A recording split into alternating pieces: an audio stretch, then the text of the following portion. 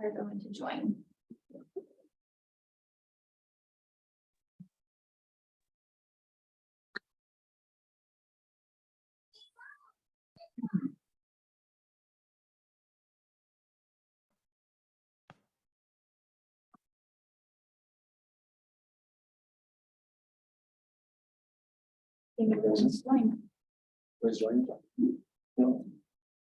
Good morning. I'm Stephen McDonald. I'm the Executive Director of the State Board of Cosmetology. Calling this meeting at 9:00 a.m. on July 10th, 2023.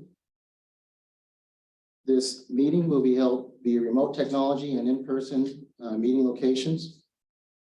Our in-person meeting locations are in Southern Nevada, CJC Properties, 6920 South Cimarron Road, Suite 100, Las Vegas, Nevada, 89113. Northern Nevada will be our Reno office, 740 Del Monte Lane, Suite 12, Reno, Nevada, 89511 in the conference room. I'd like to go into roll call. Board Member O'Brien. Present. Board Member Harris. Present. Board Member Douglas. Present. Board Member Jeffers. Present. Board Member Detry. Present. Board Member Wold. Present. Mission statement of the State Board. The mission of the Nevada State Board of Cosmetology is to protect the public health, safety, and welfare of those that obtain cosmetology-related services through the delivery of quality testing, licensing, inspection,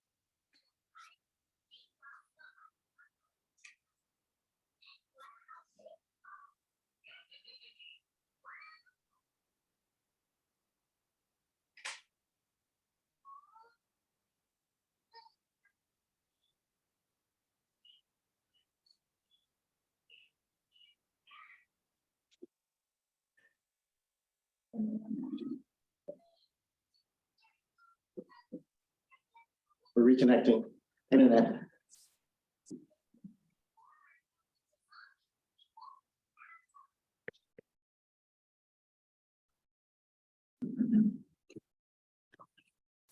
People there. Oh, you would have to go into the classroom. So this is actually in a, this is a lawyer's office. This is their meeting room. They let us use the meeting.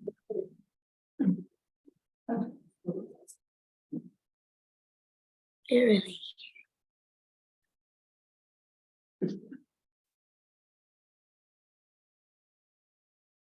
Okay. Okay, we should be back on. Okay. Had a little internet problem there. We're back on. This meeting has been properly noticed and posted at the following locations: the State Board of Cosmetology, our main office here in Las Vegas, 8945 West Russell Road, Suite 100, Las Vegas, Nevada, 89148. It's also been posted at the State Board of Cosmetology's Reno office, 740 Del Monte Lane, Suite 12, Reno, Nevada, 89511. It's posted on Nevada State Board of Cosmetology website, www.nvcosmo.com, and also posted on the state of Nevada's website at notice.nv.gov. Before we go into the comment area, I must read this. Assembly Bill 219 requires that clear and complete instructions for a member of the public to call in to make public comment must be read verbally prior to the first public comment period of the meeting. And how you can call in. The number here in Nevada will be 1-7, not in Nevada, the 1-720 707-2699 US Denver. The code is 864-1497-4404. I'll repeat again, 1-720-707-2699 to call in. The code is 864-1497-4404. Okay. Since we have a proper quorum, I'd like to go for agenda item C, comments from the general public for discussion only. The board will entertain comments from the general public for any item that is or is not on the public agenda and is related to the Nevada State Board of Cosmetology. No action can be taken on a matter unless it is in an agenda. Comments should be limited to 3 minutes or less. Do we have any comments up in Reno? We do not. Do we have any comments down here in Las Vegas? Seeing none, we move to the next agenda item, which is the election of board officers for discussion and possible action. The board to vote on the following officer positions: president, vice president, secretary, treasurer. First will address president for the board's deliberation.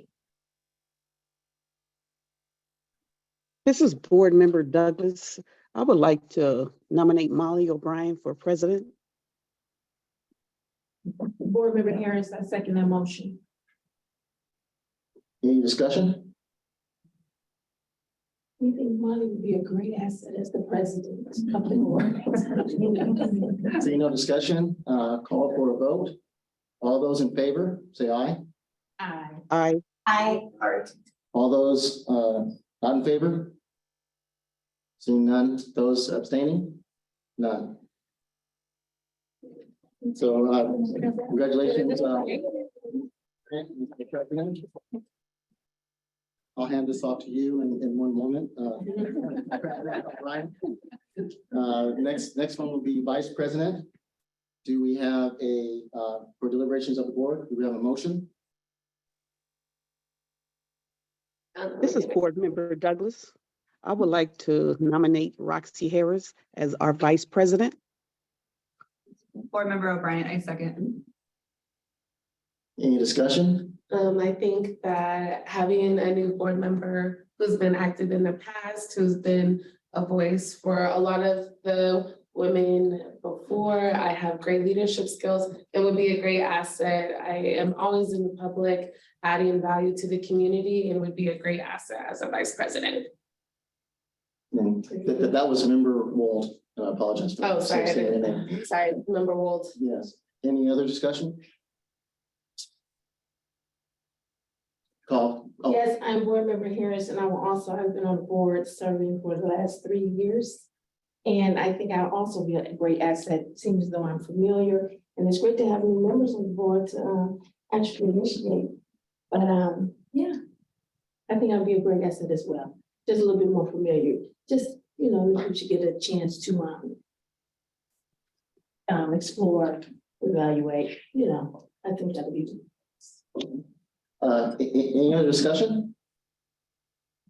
Okay, call for a motion. There's a motion on the floor. Motion for member Harris to be vice president. There's a second. By Molly, seconded. Okay, any other deliberation? Call for a vote. All those in favor of member Harris becoming vice president? Aye. All those say aye. Aye. I, All those saying oppose? All those abstaining? Okay, motion carries. Congratulations, Vice President. Okay, the next officer is Secretary Treasurer. In deliberation by the board. This is Board Member Harris. I nominate Anita Douglas, the Secretary Treasurer. Is there a second? Board Member O'Brien, I second. Any discussion? Okay, all those in favor of member Douglas becoming Secretary Treasurer, all those say aye. Aye. I, Okay. All those opposed? All those abstaining? Motion carries. Thank you. Very pleasure. Okay, we actually have a slate of officers. And now it is my pleasure to transfer the running of this meeting to our new president, Molly O'Brien. Thank you. I am excited. And yes, let's carry on. So I'd like to go to item number 2 under letter D, the approval of minutes from previous meetings for discussion and possible action. These would be the board meetings from the April 10th, 2023 meeting.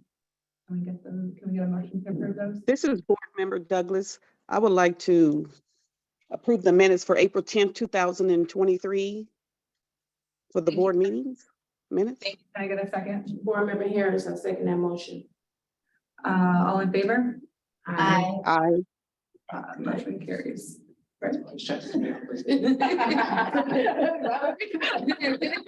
Timer. Any opposition? Oh, any opposition, I'm sorry. And those abstain? And those abstaining. Okay, motion carries. There. There we got it. Okay.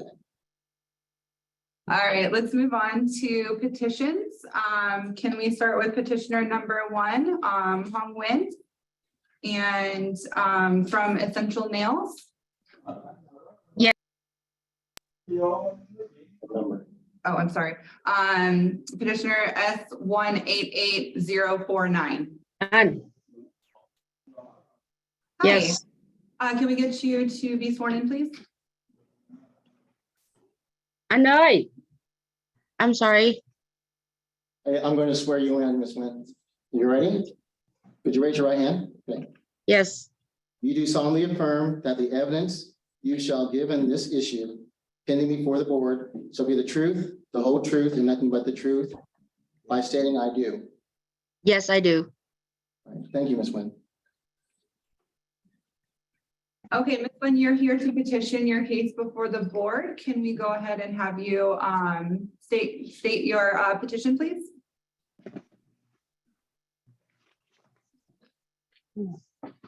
Petition number.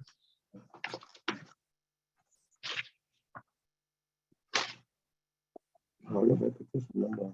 Is the petition number? Yes, can you tell us why you petitioned to be in front of the board today? Can you tell us about your case, please?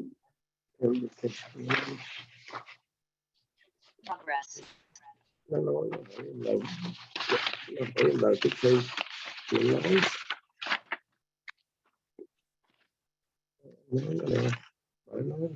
Oh, upon incident, a man was sitting at the first pedicure station. Yeah, she, Miss Donna is so wrong because she was giving my husband the ticket, and the lady was cleaning at the shop. Is they don't do anything. So she had the picture of my husband sitting down on the chair, but the chair is empty and the clean towel on it.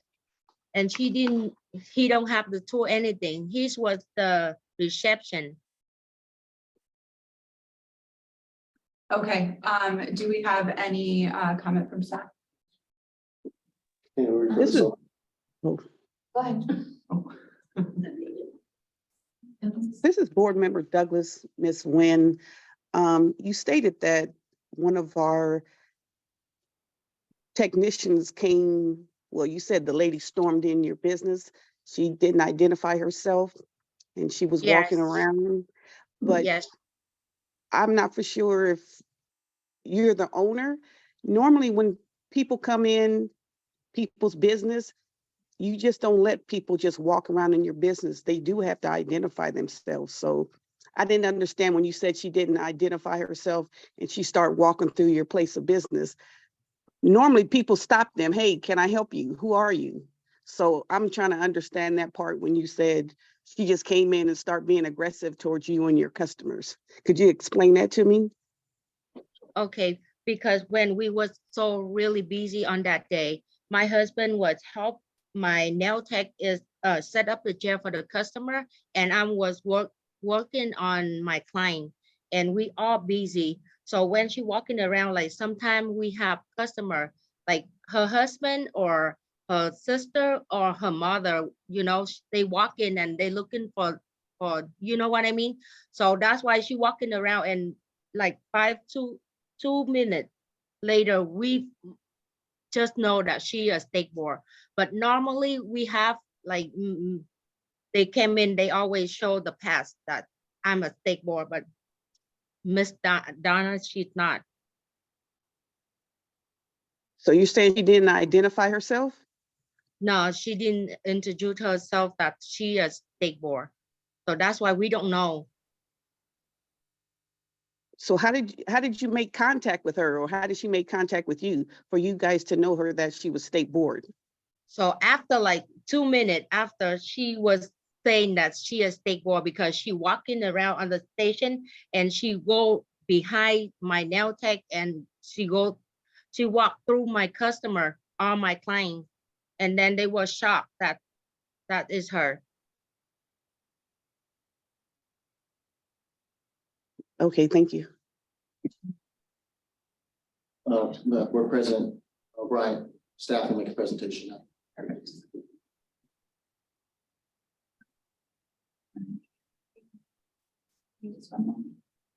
This is board member Douglas. Miss Nguyen, we stated for your citation that someone was operating at a station and they didn't have license. It's kind of like, I'm sorry. no, go ahead. It seemed like it was 2 citations. You Yeah, had one. that station is the empty station. We just let the like customer, when they done, they sit there and dry the hand, or just like when we busy. So my nail tech can jump this station to this station to help.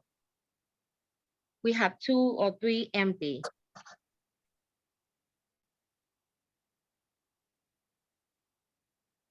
So you're saying that the customer that was sitting at the station wasn't doing nails? No, she drying her hand. Okay, is it possible we can hear from the inspector? Yes. Yeah.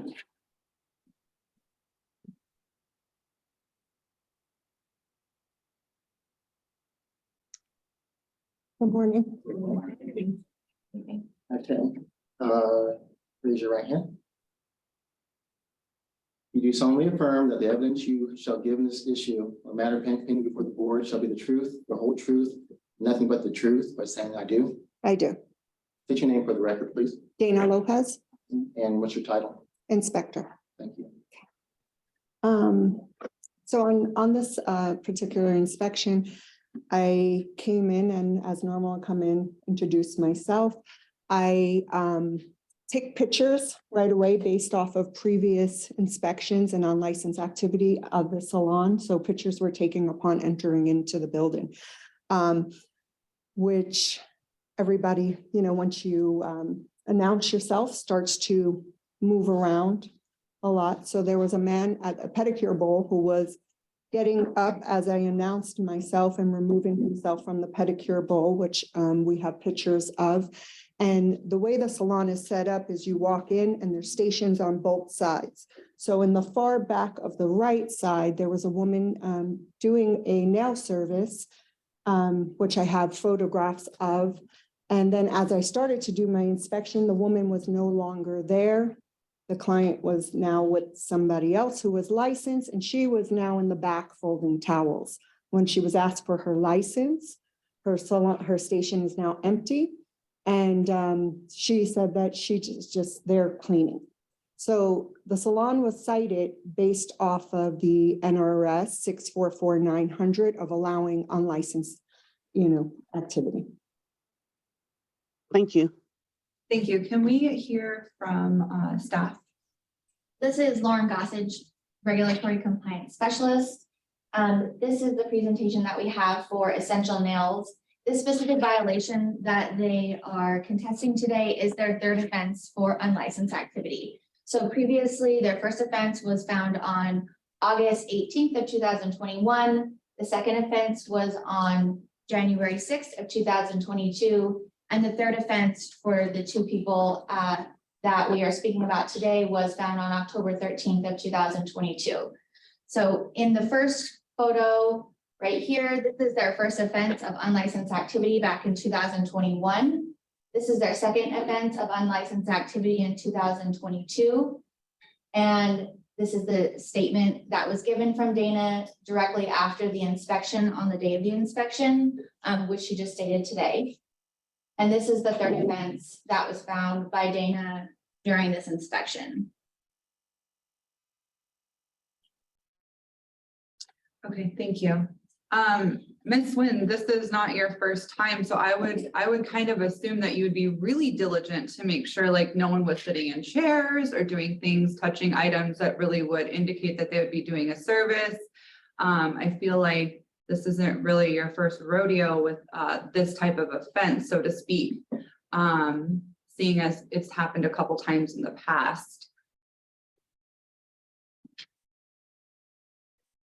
Yeah, so that the picture of my husband, he was stand right there. He can help us set up the chair for the client.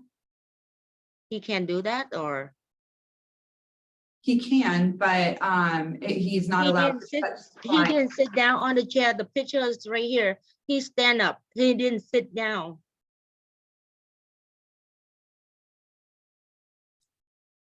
And she was drugged down here. A man was sitting in the first pedicure station. And the second one, she said that provide service customer in the last station to the right.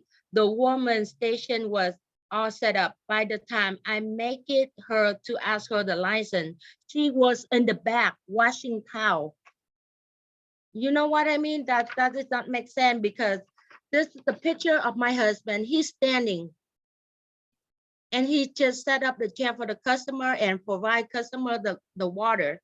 He don't have the tool and anything. And the lady she was found was in the back, in the laundry room. I think she was at the station when. Yeah, Yes. so upon walking in, they were both positioned in the station. I just caught him mid getting up. So. No, I have all the evidence. The customer will certify for him is he not working. He just the receptionist. She helped all here is set up the chair for customer, or he bring the water for customer. He don't work. He don't.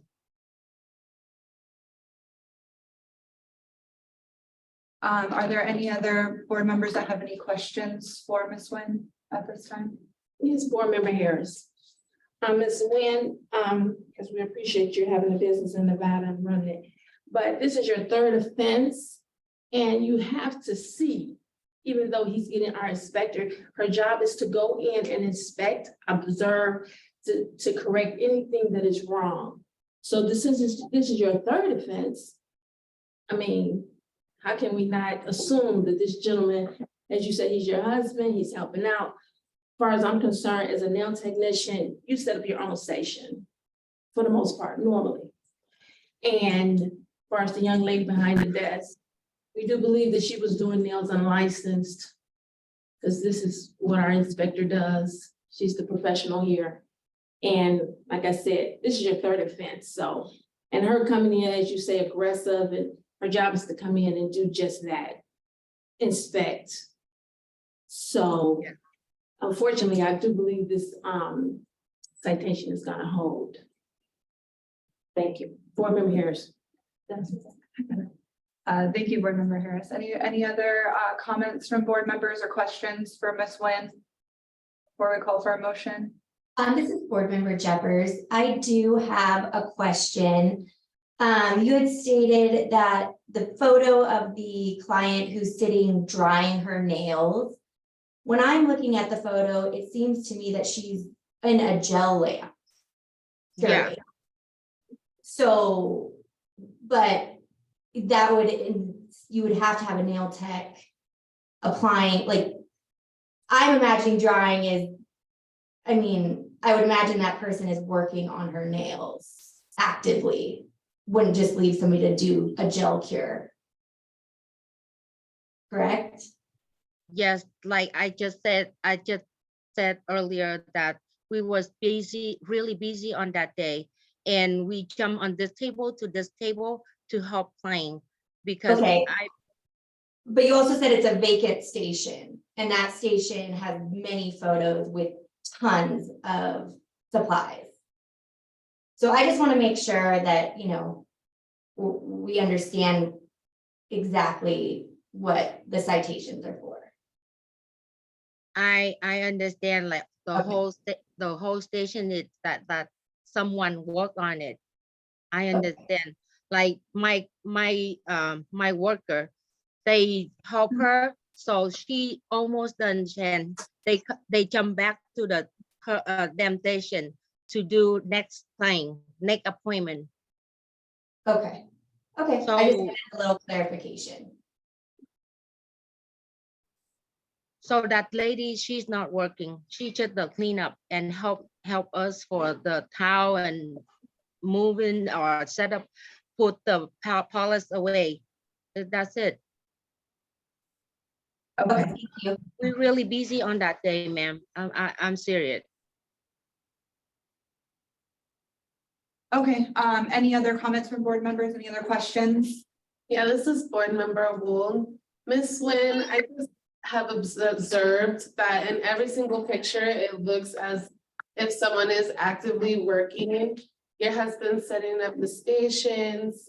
It looks like he was getting up from the chair, was about to sit down. I've gotten many pedicures in my life. I wouldn't appreciate multiple hands on towels that are used on my feet. You know, this really does look like his station, as the other picture of the woman with her back turned, it looks like she's grabbing something while she's drying her gel pedicure. So I just really, if in the future, you know, I wouldn't have anything that could possibly get you in trouble, or if someone walks in is questionable, because now they have to question you. And this is your third offense, you know, at some point we do have to be accountable, and it's really important that we have, you know, our licensed technicians on the floor, because, you know, sanitation is a really big, important thing, especially in nail salons. You can pass infections. So it's really important that we do have licensed technicians, and it's important that we do hold ourselves accountable and don't put ourselves in a place of jeopardy. So I just want to point out that all the pictures Dana took look very, they tell their own story. You know, it's hard to say that looks like a vacant station. That looks like someone is walked away to grab something for their cart and it's working. So. And based off of those pictures, I mean, I think I could have probably cited a lot more if the owner did not get hostile and I felt like I needed to exit at that point. Yes. You know? Awesome, thank you guys so much. Perfectly said, board member Ward. Sorry, okay. Are we ready to make a motion? Can I call for a motion, please? If nobody else has any comments. This is Board Member Douglas. I would like to uphold the fine for essential nails S-188049. Board member Harris, I second that motion. All in favor? Aye. Any opposed? Motion carries. Ms. Nguyen, do you understand what happened here? We are gonna uphold the fines for today, and it is the board's recommendation that, you know, even on busy days, that you only have licensed individuals sitting around or near your stations. That way, you know, this being your third offense, it doesn't go into more serious consequences for the next time. Okay. Okay, thank you so much for your time.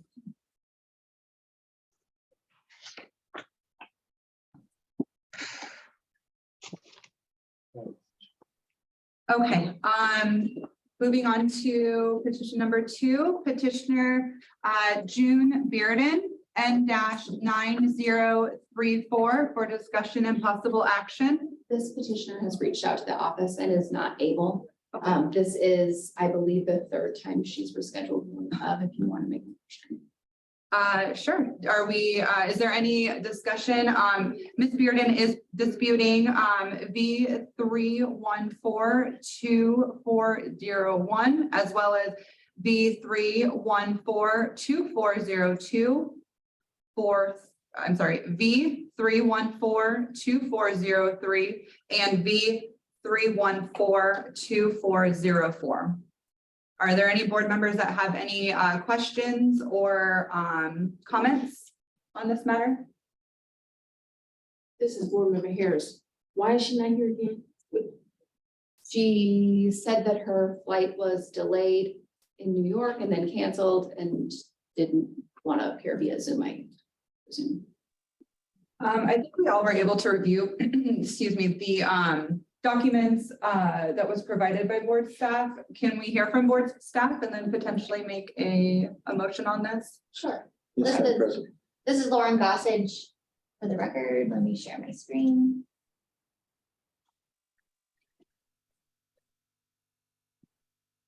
So this is for petitioner June Bearden, N9034. These are the three petitions that she is, or the three citations that she is disputing. So allowing practicing invasive procedures. This type of device is not allowed inside of salons to be used at all. Failing to properly dispose of single-use items was the pumice stone. And she's also disputing disposing of single-use items, which would be these nail files as well. Thank you. Is there any questions or comments from board members? Madam President, Steve McDonald, for the record, the licensee has already paid these fines. So they've Okay, already been paid. You're just looking forward to trying to get a refund. And I believe that this has been rescheduled 3 times. How far back? When was the first time she petitioned? I would say approximately a year ago, she began appearing on the board meeting. So approximately a year ago. I think adequate time has been made to make her case for this. I think that the board is ready to make a decision to go one way or the other. Can we have a motion for that, please? So are we, Second the motion. Are you gonna make a motion? Oh, I do make a motion for to uphold the citation. Okay. this is Board Member Douglas. I second that motion. All in favor? Aye. Any opposed? Motion carries. All right, moving on to petitioner number 3. Not really too sure how to say her first name. I don't want to put her on there. Ms. Tong, N-105042.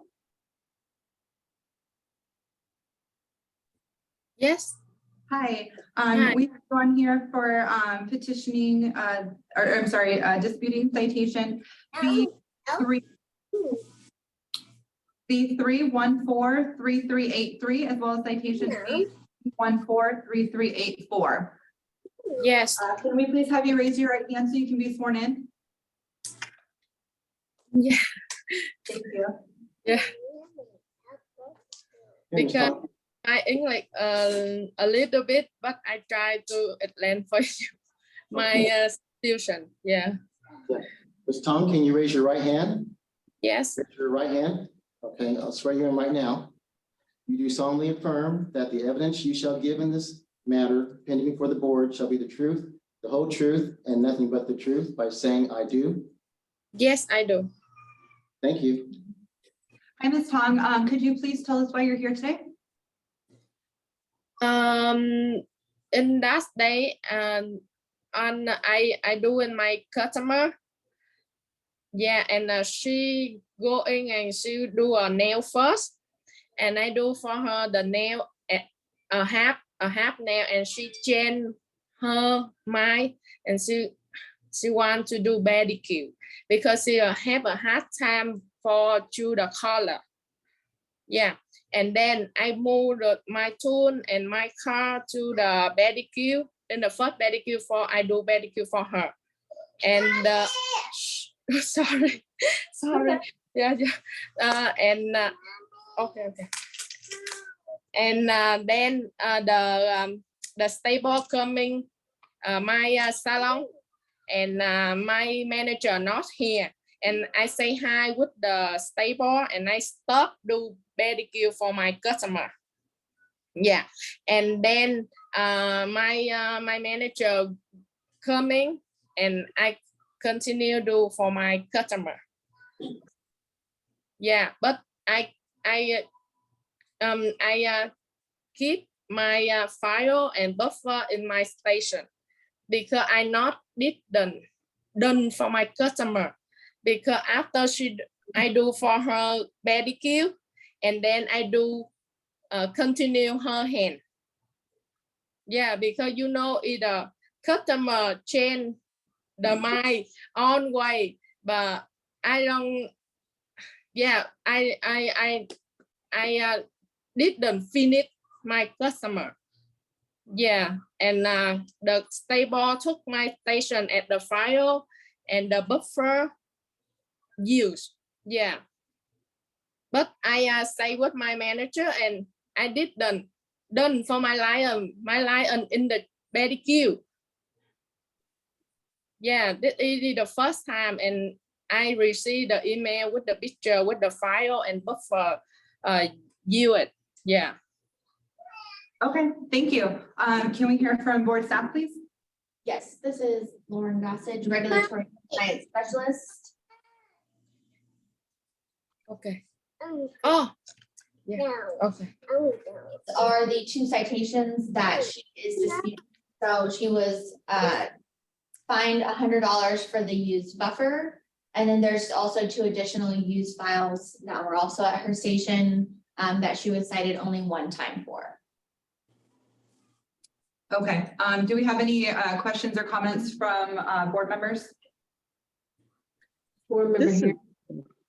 Oh. Go ahead. Okay, this is board member Harris. Clearly that buffer and those files have been used over 10 times. And you said that you know it was used before, so yeah, this citation. Thank you. Board member Douglas? Yeah, this is board member Douglas. Mrs. Tong, I wanted to know, were you using the same buffers or files on the lady that you were doing the pedicure? Did you use it on her feet and also on her hands? Is that what you're saying? Or is that Yeah. what you're? I do her nail first, and I do halfway, and then she change her mind, and she want to do pedicure because she had time for choose the color, and she had time for choose the color for her hand, and she change her mind and do pedicure first, and then continue her hand later. Oh, okay, thank you. Yeah. So you use 2 files on her? Yeah, one file for the shape, because she do a long nail, either shape too hard for me. If I do one file for the shape, because long nail for the shape, for the shape too hard for me, and the second file for the at the side, because I don't want cut her skin, because her skin so sensitive. What? No. Thank you. Okay, leave one minute.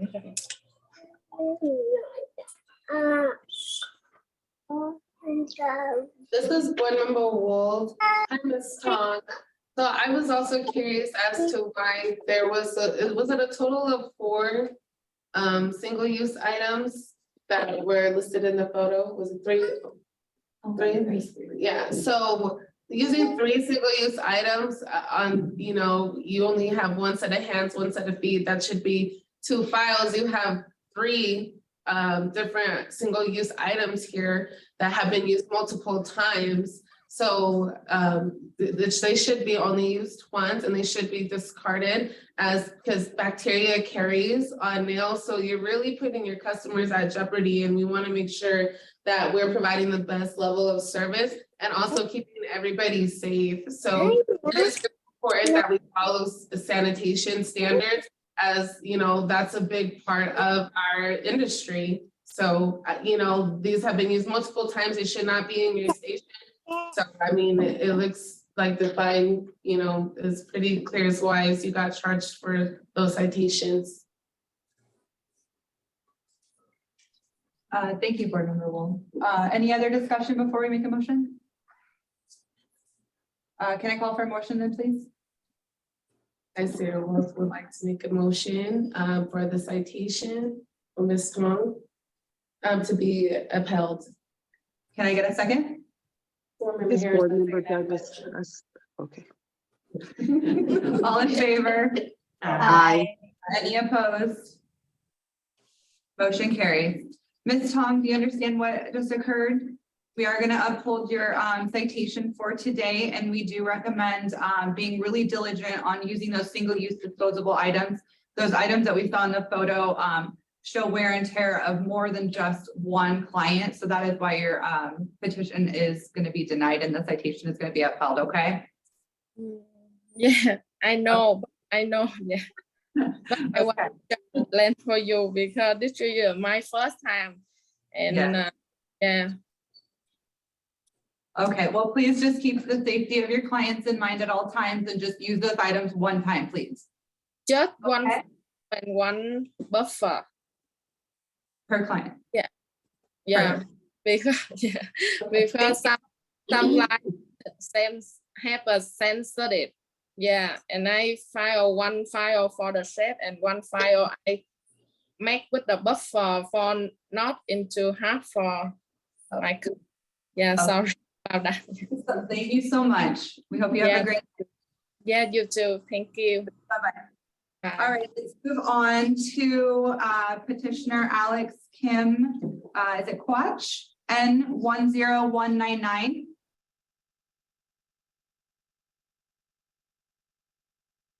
Yes, Hi, you are here today disputing citation B31431113.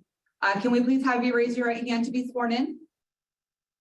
Okay, Mr. Quach, you do solemnly affirm that the evidence you shall give in this matter before the board shall be the truth, the whole truth, and nothing but the truth by saying I do. I do. Thank you, Mr. Quach.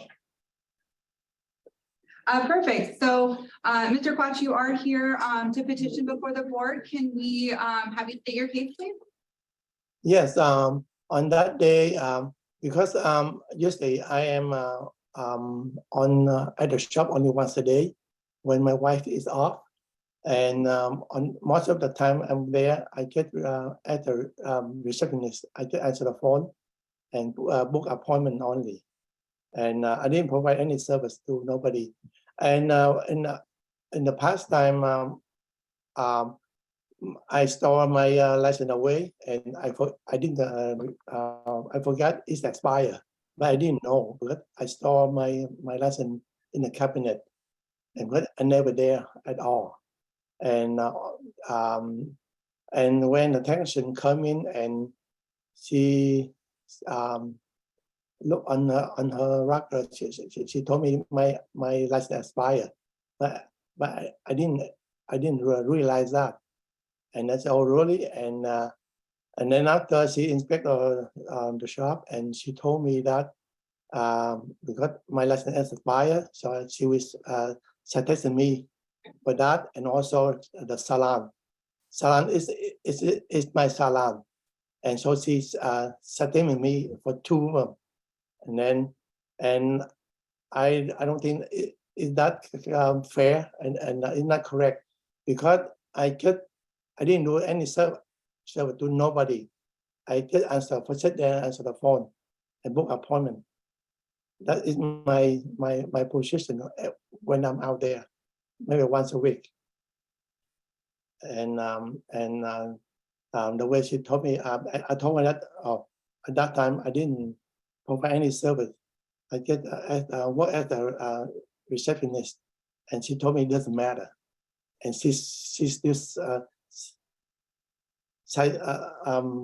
give me the penalty for one for salon and one for because my license has expired.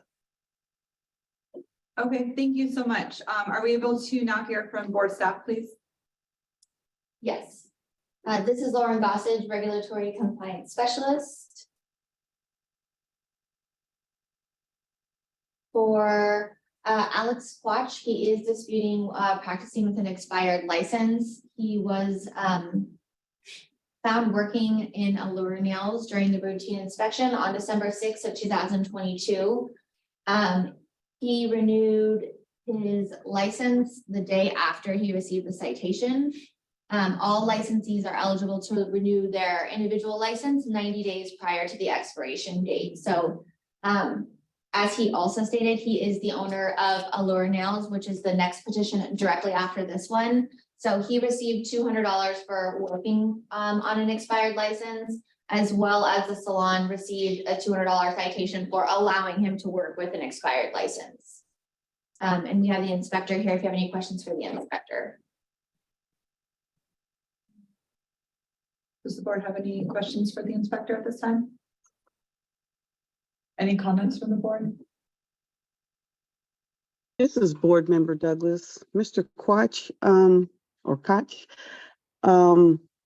your license is, if that's your bread and butter, basically, I feel that you should stay on that. It's just like a house note, car note, insurance.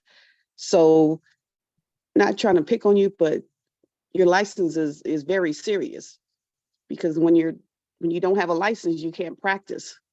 So if it's your bread and butter, I kind of think you should pay attention to anything that's a license, because it's a serious thing, especially if you want to work in Las Vegas, Nevada. Okay, I understand. Because in the past, beside the State Board license, I did mess up a lot of time. Like I have a Nevada State Business license. So once before, I also forgot that I get fined for that. It happened sometimes so many things, you know, and I lost my my track, and I didn't look at my license for all the shop, like for the city license and the state Nevada license and the State Board license. And before it did happen to me, and I forgot and I missed it. And then and from now on, I will be caution and then pay my attention close to all the license. Yes, we understand. I mean, we all fall short of that. So it's understandable.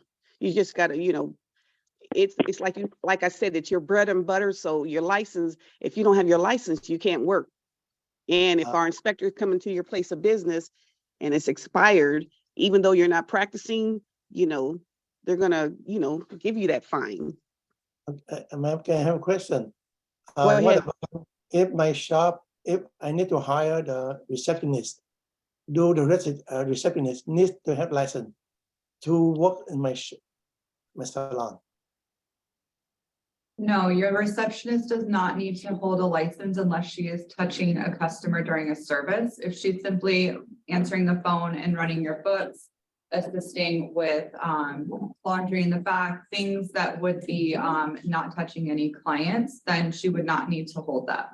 Okay, and in that case, on that day, even my license expired with and I didn't know it. And so on that day, I work as a receptionist. Is that acceptable? I'm sorry, say it again. Okay, my license was expired, and I didn't know because I stored my license in the cabinet, and but on that day I just there at the work as a receptionist. Is that acceptable? The salon is responsible for any licensed individual within its building. So you having your license there is, the salon's responsible for that, even if you're just acting as the receptionist. So you are responsible to make sure that that is not expired. Current is what I'm looking for. And also on that day, when the technician told me that, and so I renewed my license, And I did pay for the penalty, I mean, on my license too.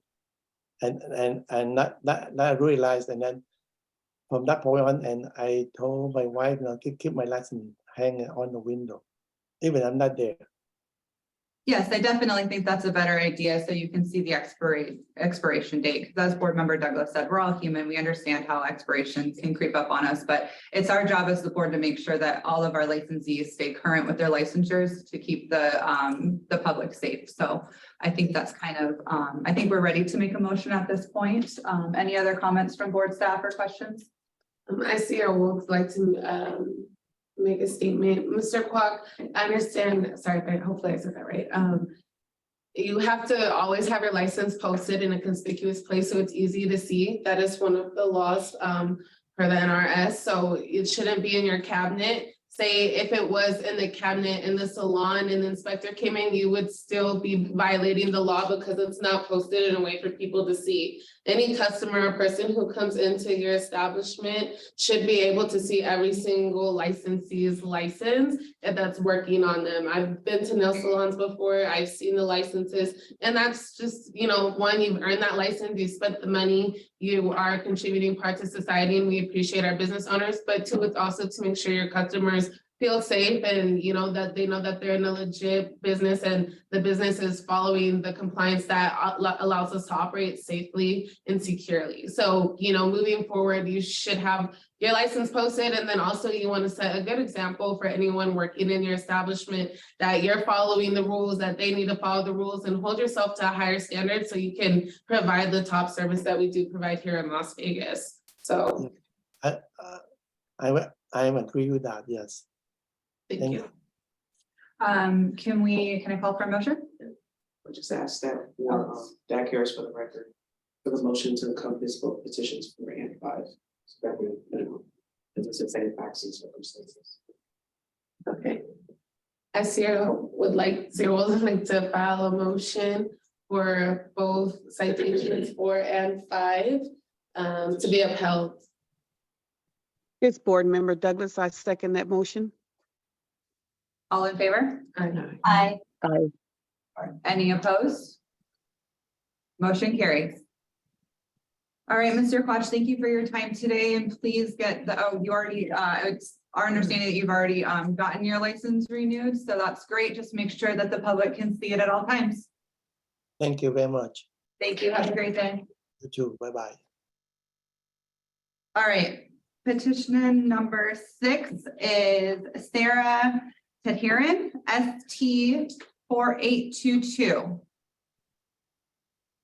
Hello. Hi, Sarah. Can we, or you're here today, you're asking for a variance to NAC 644A 230, credit for incomplete hours in classes. Can we please have you raise your right hand so we can get you sworn in today? Hello, Sarah. Hi. Hi. You do solemnly affirm that the evidence you shall give in this matter pending before the board shall be the truth, the whole truth, and nothing but the truth by saying I do? I do. All right, thank you. All right. Can you please tell us a little bit about what's going on? So I am currently back in cosmetology school after, unfortunately, rather long hiatus. I started school when I was 18, and I had over 1,100 hours at that point. And unfortunately, during that time, I had a few really traumatic life events that were going on. My mom had passed away, my dad had moved out of the country, and I was kind of just left on my own. So after having to get a full-time job, my school pretty much gave me the boot because I wasn't at school as much as I should have been. And unfortunately, I didn't really get much guidance or counsel from that school at that point. So I pretty much went on thinking I could never go back to cosmetology school. And I moved away. I looked into it.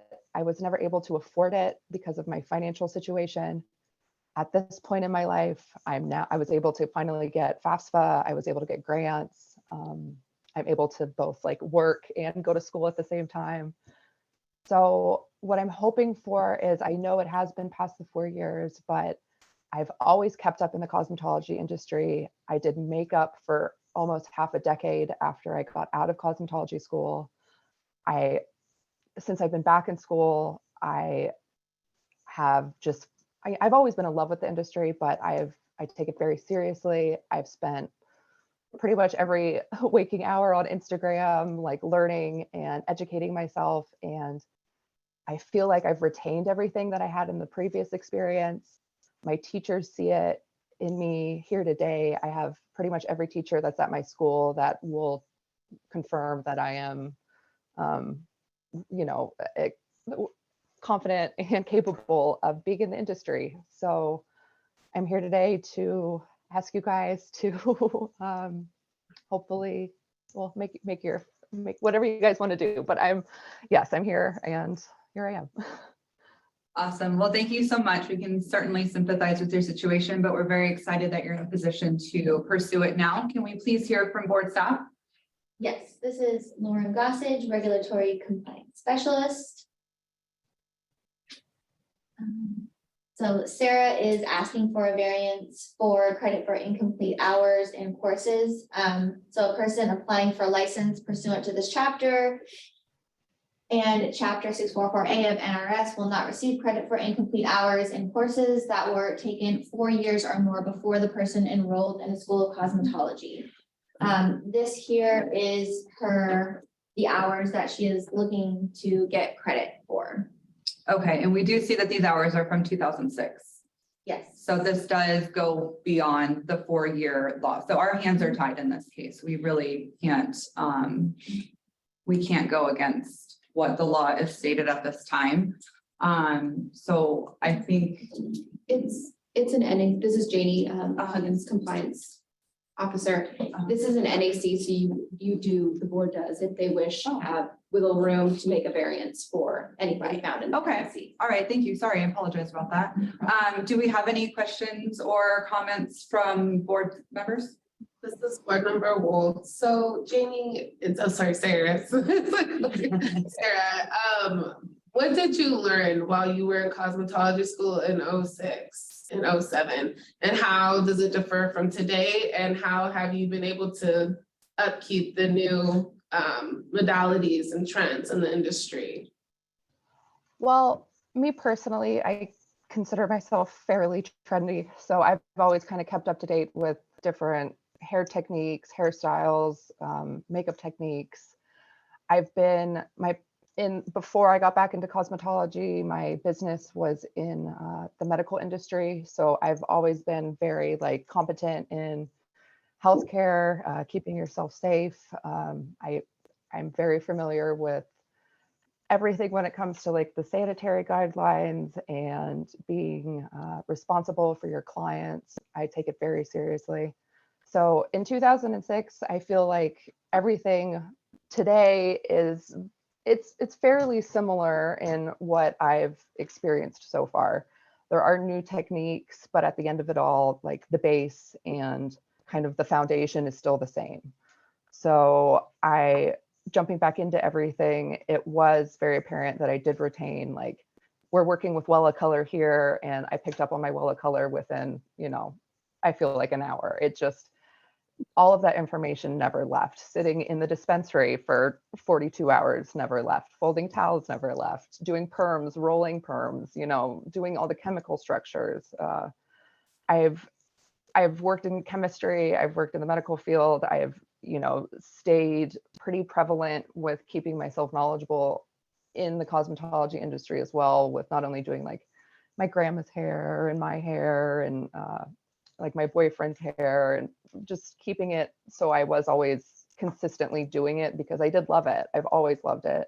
I've just never had the opportunity up until now to be able to do it again. Okay, and how many hours are you into your program now? I'm at 500 hours right now. Okay. So I'm working with the public. I'm on the floor. I'm in it. Okay. Are you finished? Yes. Sorry. Oh, this is Board Member Douglas Sarah. I would like to know, in your letter I was reading, it said, and often doing hair for family and close friends. So are you stating that you was working at home doing family and close friends No, outside of the salon? no. So I have a 90-year-old grandmother that, I would curl her hair, cut her hair, color her hair. My ex's daughter during COVID, we were coloring her hair quite often.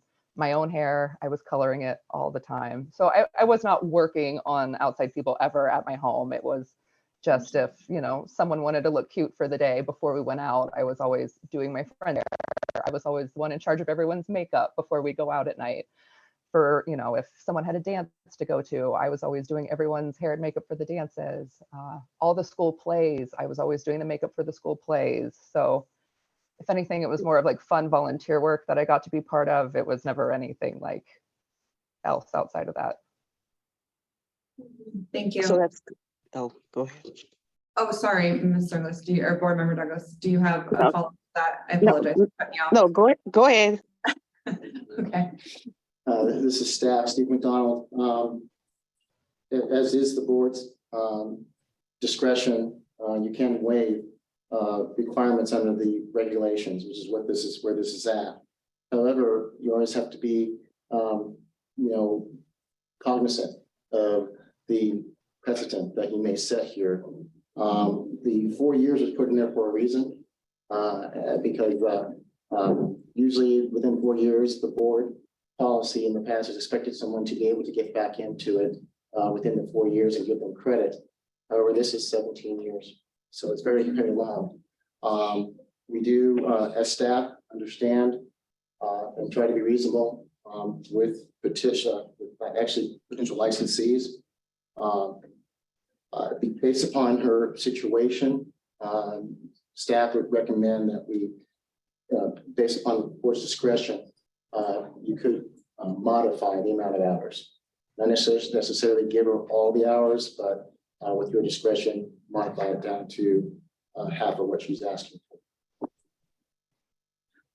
Board Member O'Brien, would we just do that off the top, or would we need to go in and decide which segments to allow credits for? That's the other hard part, because Yeah.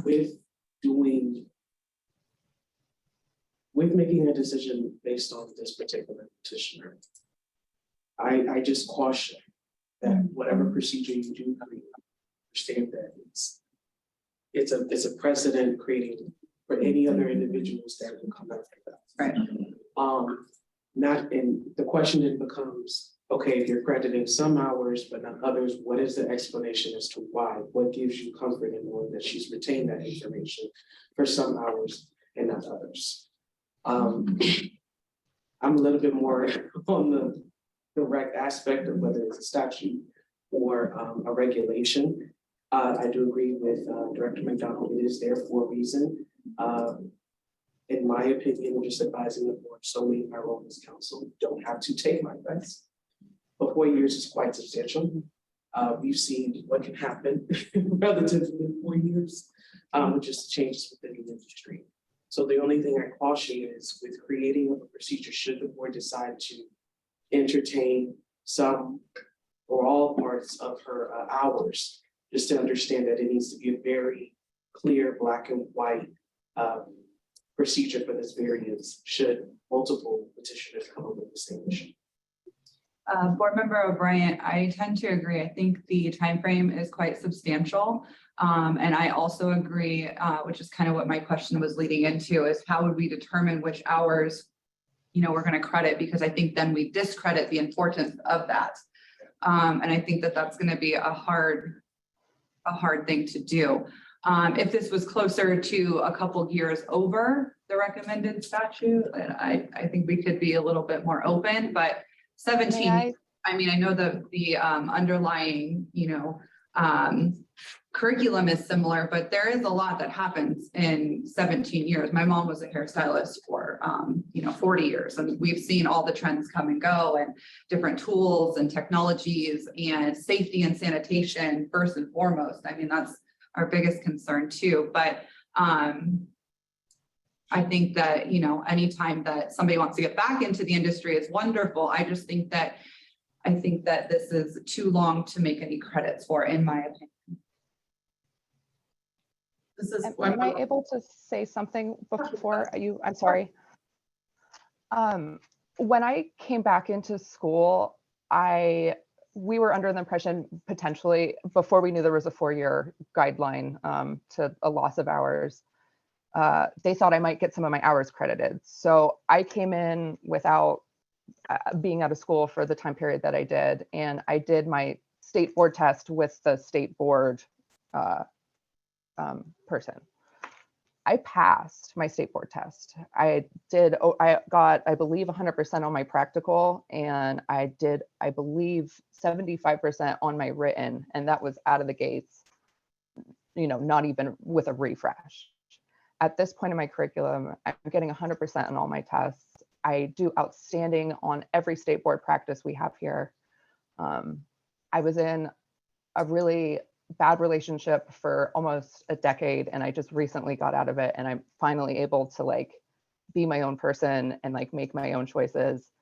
And that's part of the reason why it has taken me so long to get here today. And I understand you guys are hesitant, but like I am very serious about continuing my education, going to classes. I already have a handful of certifications with like 6 months of school that I've already been here. Most of the certifications I can't take until I actually am a licensed cosmetologist, but my education is very important to me, and following laws, following rules and regulations are very, you know, also very important. And I'm just, I take it seriously, and I take whatever, you know, whatever choice you guys make, I understand. But yeah, that's just, I just wanted to be able to, thank you for letting me say that.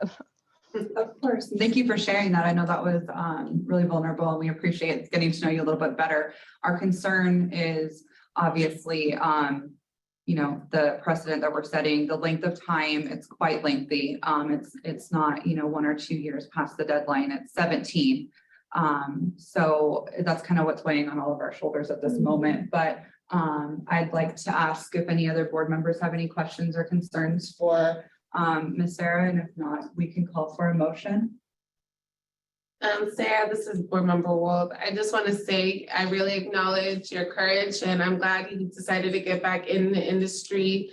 At the end of the day, the most important thing is the safety of our customers, and also making sure that we keep a reputable industry and that we, you know, upheld these variances in these laws, because it is for a reason. I sympathize with you with school. You know, I'm a nursing student myself, and I wear a lot of other hats, and it is really challenging. But you know, even for me, I have to follow compliance as well. So it is frustrating, but you know, also we want to make sure that you do get the most out of your education, and that when our, you know, we have new grads come into the industry, that they are very knowledgeable and competent, because you know, you want to make the most of your time there. So 17 years is a long time, and that's like the kind of what makes it really hard is it's 2006 and it's 2023, and the industry has changed so much. And I would, you know, I would be happy to see you smiling, but I would hate to see in the future, because we took a shortcut that someone may get injured, or you know, you didn't get the most of your education, and it didn't allow you to be the best that you possibly could be. So you know, I think that you're going to be awesome, and you know, we just have a standard that we want to hold everybody to, and it also makes it so, you know, well, how do we determine what hours? Because safety and sanitation is a part of every single step in your education, and that at the end of the day, we want to make sure we protect the integrity of our customers. So, but I appreciate you getting on here, and thank you for sharing. Okay. So, This Board Member Douglas, I second that. Thank you. Okay. I, Sierra would like to file a motion to be upheld for Miss Sarah Taj. It's be upheld. To deny the variance, sorry. Can I get a second? This is Board Member Douglas. I second that motion for ST-4822. Thank you. All in favor? Aye. Any opposed? Motion carried. All right, this is a heavy one. We definitely sympathize with your situation, but it's very comforting knowing that you're getting such high scores and you're getting your certifications, and it sounds like you're just kicking butt in school. And I just want you to keep focusing on that, because I know you're going to do great things. Like Board Member Wold said, it's people like you that make this industry really, really great. So please don't let this hiccup, take you on a negative path. Just continue being, great and pushing forward, and overcoming everything that you've done so far is wonderful. And I know that you're going to continue to do that in the future. We wish you the best. Thanks for your time. Yep. Let's go to, everybody okay? Does anyone need a restroom break? Are we good? All right, petition number 7 is for Lush Life Spa Suites LLC, S 708106. Here. Hi, we have you asking for a variance to NAC 644A.725 for plumbing, dispensary sink, and floor coverings. Can you please raise your right hand? Hello, Natasha. You do solemnly affirm that the evidence you shall give in this matter pending before the board shall be the truth, the whole truth, and nothing but the truth, by saying I do. I do. Thank you, Natasha. Thank you. Could you tell us why you're here today, please? So I guess I'll start from the beginning. When we opened this place last year, we spoke to one of the inspectors. We had one come in to just give us some information about how we should set things up, because we had 2 bathrooms and we wanted to make a dispense. So she basically told me, like, as long as we had a dispense, we could have portables in the rooms. And so for that amount of time, that's what we did. We had a dispense room and we had portables in the room. After about 9 months later, I had inspectors come in and tell me that that was not we couldn't have sinks in the room, portable sinks in the room, even if we had a dispense. So they said to do a petition and all that stuff. We have had no issues with it. We do have, again, the dispense sink that we utilize, and we actually have taken out all of the portable sinks from the rooms, and now we're just using the dispense sinks at this time. And I think that's about it. Okay, can we hear from board staff? Yes, this is Lauren Gossage, Regulatory Compliance Specialist. They did send in details on their current plumbing situation. So they currently do meet the minimum requirement of having a dispensary sink. They're just asking for additional sinks to be able to be used inside of their establishment that are portable sinks. So here on the floor plan, this is where their permanently plumbed dispensary sink is located. And these are the portable sinks that they are asking for the variance for to be allowed to have to use. She also sent in very detailed information on the brand of portable sinks, how hot the water gets, the capacity, along with photos of what they look like or what they did look like inside of the establishment before she removed them. Okay, so she is in compliance at this time? She is in compliance at this time, according to having a permanently plumbed dispensary sink. It is, as board staff, our recommendation, if they do meet the minimum requirement of having that initial permanently plumbed dispensary sink that's available for use in a central location, to allow them to have additional portable sinks. It's just because the way that it's written in the NAC, all sources of water have to be permanently plumbed. So she's just asking for that variance. Okay. All right, does any board member have a question, or are we ready to make a motion on this? Based off of staff's recommendation? This is board member Wolf. Do you ever have a intention of getting permanently plumbing, or Is there a reason why you don't want to do permanent plumbing?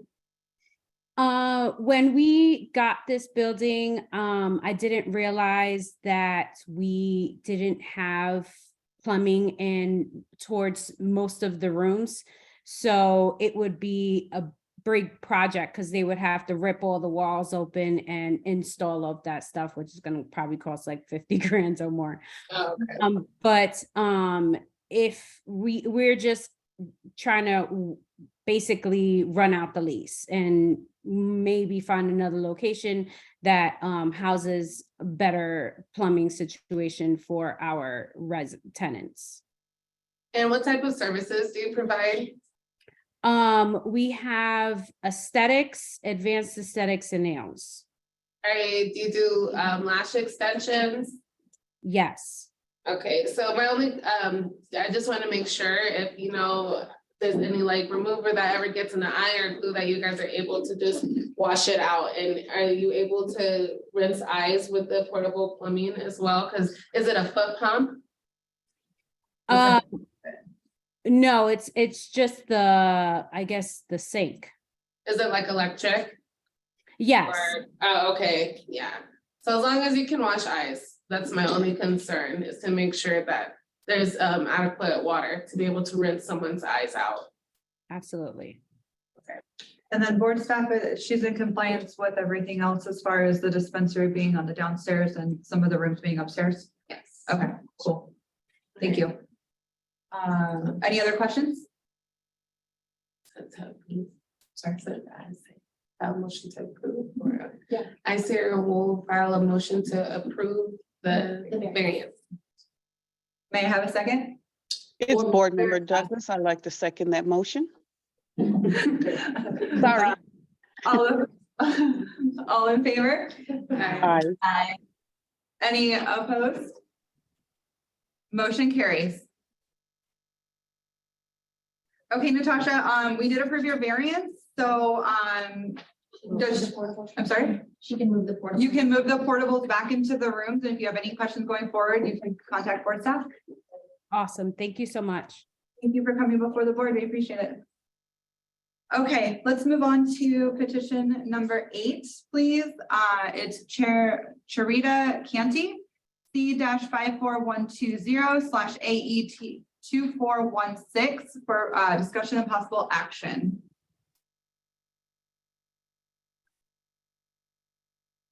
Charita, Miss, are you here?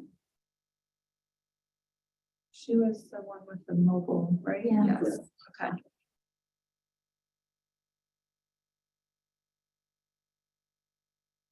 We move forward and come back. Okay, all right, we're gonna move forward and then we can come back to petitioner number 8. Let's move forward with petition number 9, Bessie Riviera. Of Bessie Riviera Glam Hair and Makeup Studio for possible for discussion and possible action. Ms. Riviera, are you present? Yes, I'm here. Do you hear me? We hear you. Thank you. We see here that you're requesting a variance to NAC 644A.715 for restrooms located within 100 feet of the entrance of the cosmetology establishment and under the same roof as the cosmetology establishment. Can you please raise your right hand to be sworn in?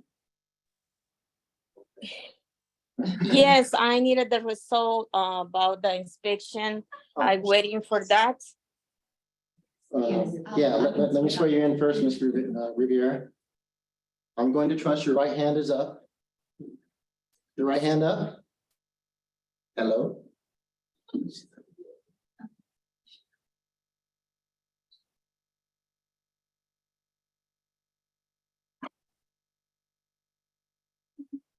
Ms. Riviera? Do you hear me? Yes. Yes. Please keep your microphone unmuted, and if you can please raise your right hand.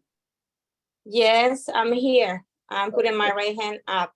All righty. Okay. You do solemnly affirm that the evidence you shall give in this matter pending before the board shall be the truth, the whole truth, and nothing but the truth. By saying, I do. Yes, I do. Thank you, Ms. Riviera. Okay, can you please tell us a little bit about why you're here today? Yes, I'm here because I needed to know about the result of inspection on June 11, I think so, 11 or 10, about the restaurant on the Boulevard Mall. Okay, can we hear from board staff, please? Yes, this is Lauren Gossage, Regulatory Compliance Specialist. No, just to preface this, Madam President, Steve McDonald for the record. During the April 10th meeting, the board asked staff to go out there and actually inspect and do the measurement out there, and Inspector Lopez did do it. Perfect. Yes, thank you. So these are the findings of Dana, when Dana went out to inspect the restroom measurement. This is a layout of where the restroom is according to where her facility is located.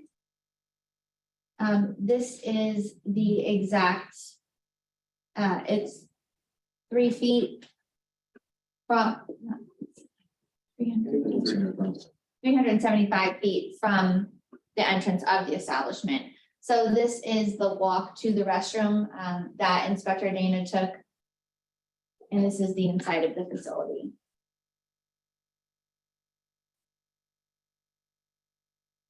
It's board staff recommendation, including the inspector's recommendation, to allow this establishment to become licensed with this variance. Okay.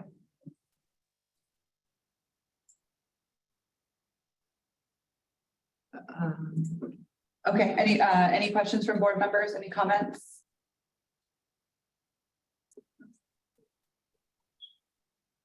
Okay, can we make a motion on this? This is Board Member Douglas.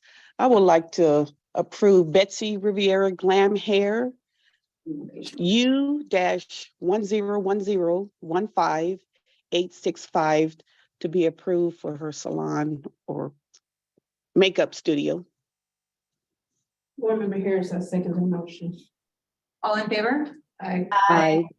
Any opposed? Thank you. Motion carries. Okay, Ms. Rivera, we did approve your variance for the restroom, so you can go ahead and go forward with the next steps for getting your establishment license for this location. Yes, board staff will contact you to schedule your opening inspection. Awesome, congratulations. Thank you.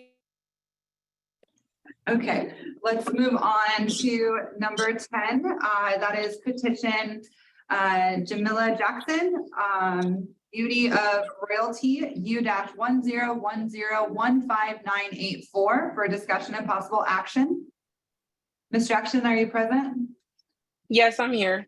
Hi, we have you requesting a variance to NAC 644A.715 for restrooms located within 100 feet of the entrance of the cosmetology establishment and under the same roof as the cosmetology establishment. Yes. Could you please raise your right hand so we can swear you in?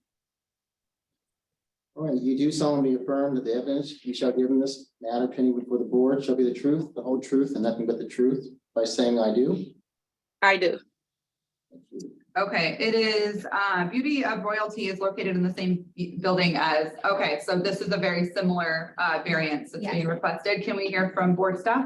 This is Lauren Gossage, Regulatory Compliance Specialist. I believe her establishment is 1 or 2 doors down from the previous establishments. One, per Dana Lopez inspector. So she is just asking for the same exact variance. Okay, thank you. Any questions from any of the board members? If not, can I get a motion, please? I still would like to approve a motion for Jamila Jackson, U-1010159984 to be approved. It's Board Member Douglas. I like to second that motion. All in favor? Aye. Any opposed? Motion carries. All right. Thank you. We did approve your variance, so you can reach out to board staff and She's on. Just- Oh, you're number 11 as well. Oh, yeah. Okay. Well, just 1 second. Do we need, is she good to continue? We don't need to restart her. Okay, perfect. Okay, let's go forward with number 11. So your petition for your restrooms was approved, but now we're going to discuss and go over your disputing the violation or the citations C3141359, B3141330, as well as B311, I'm sorry, let me start over, B3144133. Would you be able to tell us more about this petition? I believe I remember just one of them as of right now. I don't even remember the other two. But I think they had made a mistake thinking that I was working in Las Vegas when I was traveling back and forth to California and Las Vegas, because I live here now in Nevada, but at the time I was traveling to California and doing hair and coming back to Las Vegas. So I think they were a little confused as far as giving me a citation, thinking that I was working in Las Vegas doing hair out of a home. And I can't remember the other two citations, what those were for. Okay, we can turn it over to board staff and we can go over everything together. Yes, this is Lauren Gossage, Regulatory Compliance Specialist. So this is petitioner Jamila Jackson. She's disputing the 3 citations that she has on her account currently, which are practicing in a location that's not licensed or authorized by the board, which her first offense was her home. And the second citation was operating a salon without a license within her home. These were back in April 28th of 2022. Recently, she received for practicing in a location that's not licensed by the board a second offense because she was found operating her suite a door down from Bessie Riviera's suite. So she was not in her home. She was in a physical location, but it was not licensed by us. For the 2 citations that were issued back in April of 2022, this is the evidence that we had of why we cited her back in 2022. So this was, I believe this is TikTok, showing that she is a Las Vegas braider, and it gives a website there. So this is posted March 7th of 2022, a haircut removing 3 inches. The second post right here is a Las Vegas feed-in ponytail. These are other various posts that were found on the same TikTok. So this was a Las Vegas appointment, stating that there was a Las Vegas appointment available. This post was posted on March 5th of 2022, when curling hair goes wrong. And then you can see in the background that it's not inside of a licensed establishment. She did receive her initial license July 7th of 2021, which is why she was cited for operating a salon without a license and practicing in a location not authorized by the board, because she was technically licensed. She just wasn't doing it inside of a licensed facility. So these are other various posts that of why she was cited back in 2022, posted March 3rd, March 2nd, and March 1st, all tagging Las Vegas as the location. This is that what I could say? This is the Instagram that was found during that investigation. Again, so showing licensed cosmetologists and the booking website and other additional photos with the same backdrop. This is from Instagram, a post that was taken, also tagging Las Vegas, Nevada, and then calling out that she does house calls. So this was posted December 24th of 2021. She submitted her application to transfer her license to Nevada on June 3rd of 2021.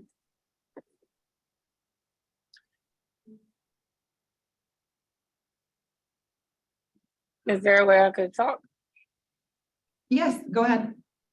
Okay, so when I post on social media, the post is not, it doesn't have to be in Las Vegas. I can do a video in Oakland, California, and I can put Las Vegas and I can hashtag Las Vegas. That doesn't mean that I was working in Las Vegas when I took those photos.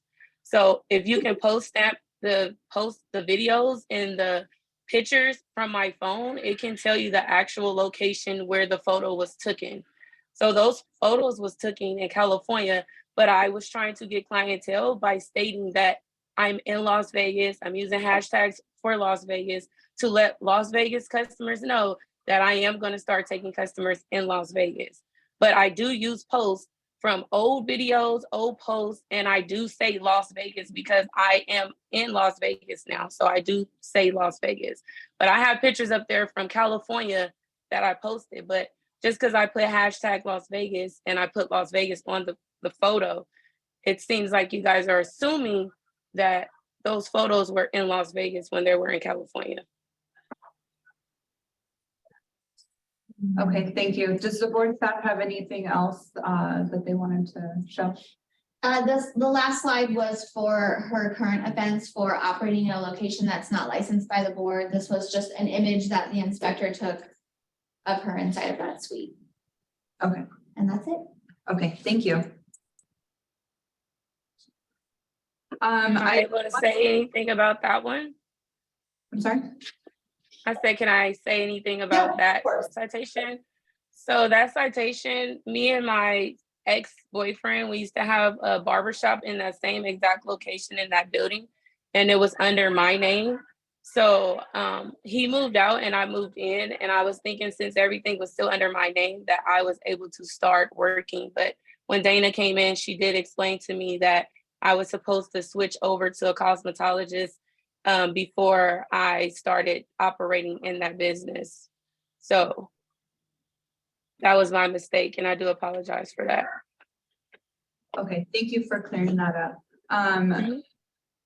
Ms. Lauren, can you pull up the, do we have a document that shows all the fines and like the amounts and stuff? An invoice? Yeah.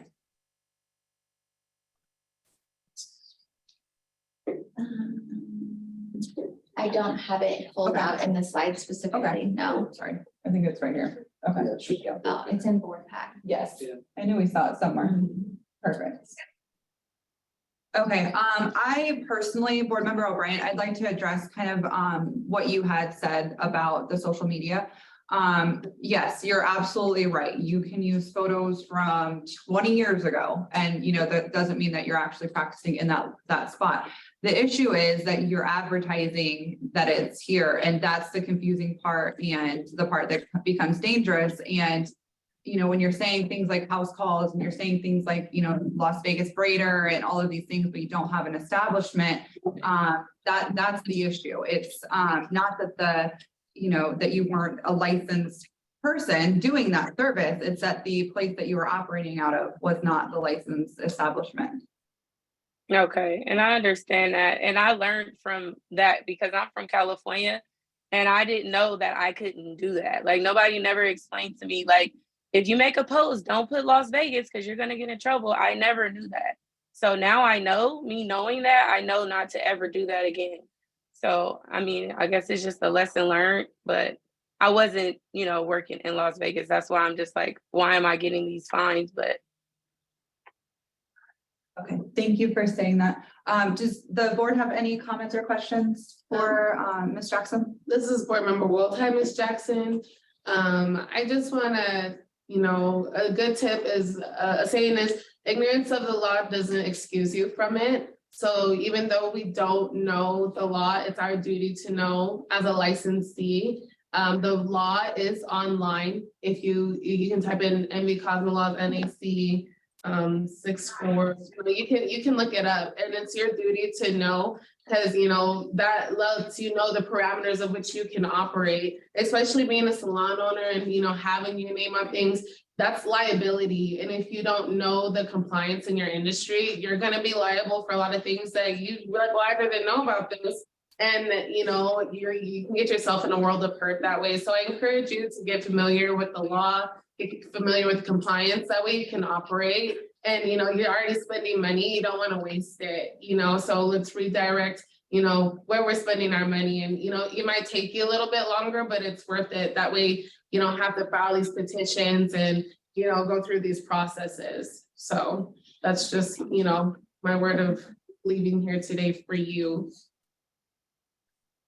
And that's why I am in a salon now and I have my own space. So I'm just trying to make sure I'm doing everything right. Once Dana told me I couldn't work there anymore, I left and I'm actually at a whole nother salon. So I'm paying rent there and I'm also paying booth rent just to make sure I'm following you guys' guidelines. Thank you. We appreciate that. You're welcome. Any other comments or questions from board members? This If is not- board, Sorry, go ahead. this is Board Member Douglas. This is addressed to Ms. Jackson. If you call Nevada State Board, you can pick up a booklet for all our NACs, I'm sorry. And they'll, it's, okay. Thank you. Madam President, Steve McDonald for the record. Our staff is here to help the industry, to raise the level of its professionalism. I've been talked to about that by a lot of, people in this industry. And so we're here to assist, but we're not here to tell you how to operate. We're here to assist you in getting compliance. We're not going to tell you how to market, what to spend on marketing and things like that, but we are here to help you get in compliance with what the law is, which is what's in our jurisdiction. We don't want to get too far in the middle of your business, your contracts that you have with your landlord and things like that. So, but the key is to get that minimum compliance and for us to protect the health and safety, which I know that the licensees want to. So, Ms. Jackson, we are here to assist in that respect, and I'm glad that Dana was very helpful, our inspector, in helping you understand. But we are here. You can call us, you can email us, you can go to our website, and we're here to help you as best that we can, but not to, of course, get intimately into those inner business operations, because those are your decisions. It's your money. You're making a decision on what to do and what services to provide. So I want to let everyone, at least Ms. Jackson, know that we are here to help with Madam President. Thank you. That was a great point. If there's no more comments or questions from board members or board staff, I'd like to call for a motion. This is Board Member Douglas. I would like to uphold Ms. Jackson's license number C-53275.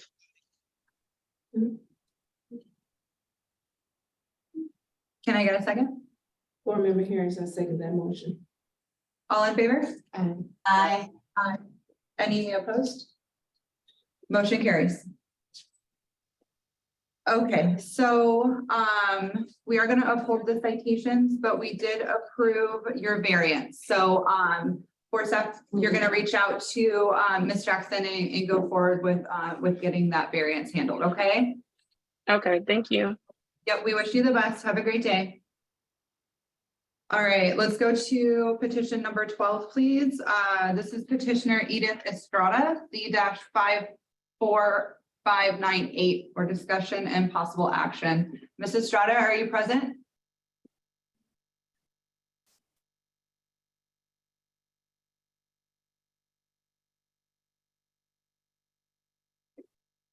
Ms. Estrada?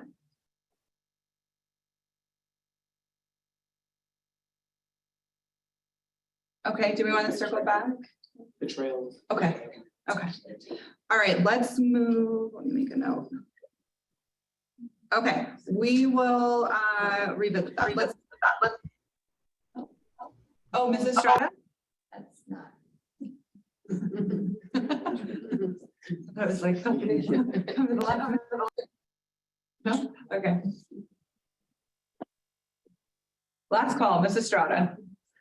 No, okay, moving on. No, petitioner number 13, Cecily Corona, A-105139 for discussion and possible action. Ms. Corona, are you present?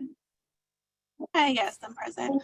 Hi, we have you disputing citation V3143142, as well as citation V3143143.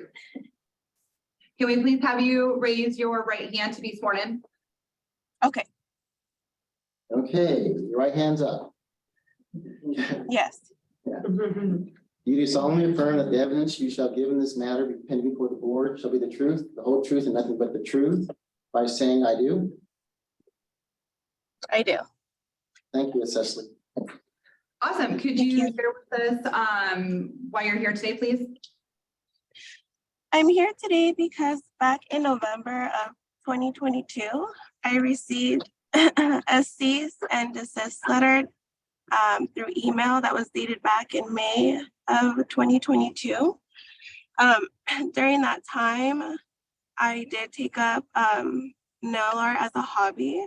That started out between my daughter and I, and then I did end up extending it to my family and my circle of friends. However, when I did receive the email, I was no longer partaking in that hobby, which is why I'm petitioning today. Okay, thank you so much. Can we please hear from board staff? Yes, this is Lauren Gossage, Regulatory Compliance Specialist.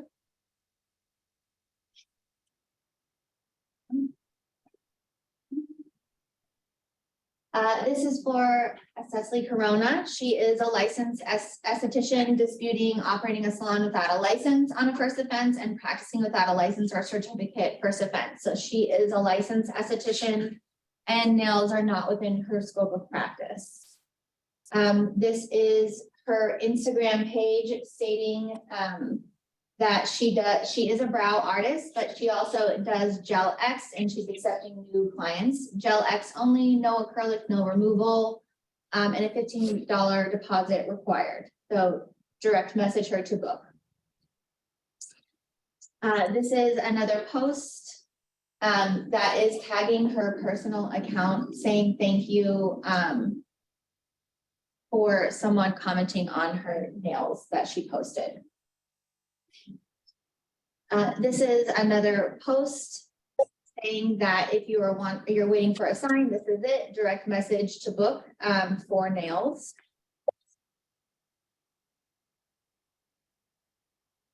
Another post of nails.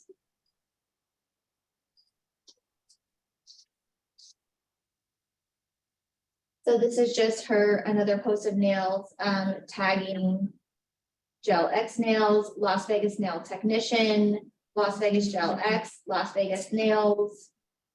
And then also on the same page, she's also advertising for work that she is licensed to do. So she's also licensed to wax eyebrows, practicing within her scope of practice on the same page. So she's advertising for eyebrow waxing and nail services. This was posted on September 25th of 2021, 32 days after her initial esthetician license. So when you support a small business, you're supporting a dream, and it's a nail post. Or North Las Vegas Nail Tech, North Las Vegas Nails, Las Vegas.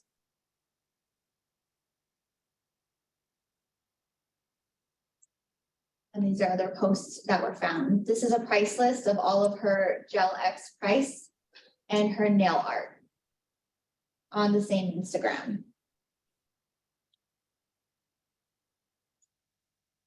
And then this is sort of an about me post of her on that Instagram as well, which is her license photo. Okay, thank you. And where do we start? So I know that when you stated why you were here today, that sounded like it was kind of a hobby, just something that you and your daughter were doing together. I assumed on one another. Unfortunately, the post seemed like it is being marketed to Las Vegas, to our public, and it is outside of your scope of licensure. So I don't really think that's a hobby. I think that's a career or a service that you're adding into your scope of practice. And at this time, that's not something that you're licensed to perform. So yeah, I don't really know what to say about that. Any other board members have anything to say or ask? This is Board Member Douglas. Ms. Corona, when you said you were working on family and friends, were you working outside of a salon? No, I was not. And as I So stated you was- previously, I was only working on family and friends. I know that the post seemed like otherwise, but I was not taking anyone outside of that. And that was to document my journey, which I was very proud of. But like I mentioned before, I was not charging anybody by any means. Those were just up because I did eventually want to pursue a career in that, and I did want to go to school for that. However, honestly, once I got that cease and desist and I was no longer doing nails as a hobby, after that, that dream just crumbled right after that. And that is, I don't even touch anything nail related or even esthetician related. I'm like completely out of the field.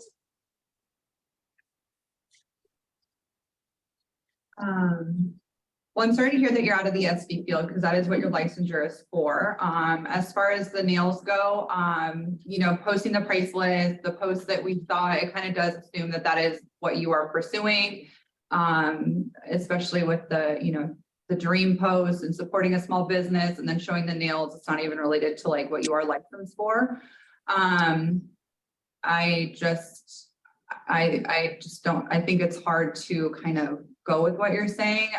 But it is disheartening to see that you did fall out of love with the aesthetic realm, but looks like you're talented with nails. I mean, maybe pursue that. Just, I mean, being a licensed esthetician, you know that that's outside of your scope. Like you learn that in school, you go to school, you have to sign up, you know what you're signing up for, what your licensure entails, what it doesn't. So I just think that, you know, I don't want to use a negative word, but the ignorance of doing, you know, saying that you're not knowing that you can do nails under the licensure of aesthetics is just, it's unreasonable to believe, I think, in my opinion. Do any other board members have any comments or? And I am fully aware that nails are not within my scope. I never once denied that.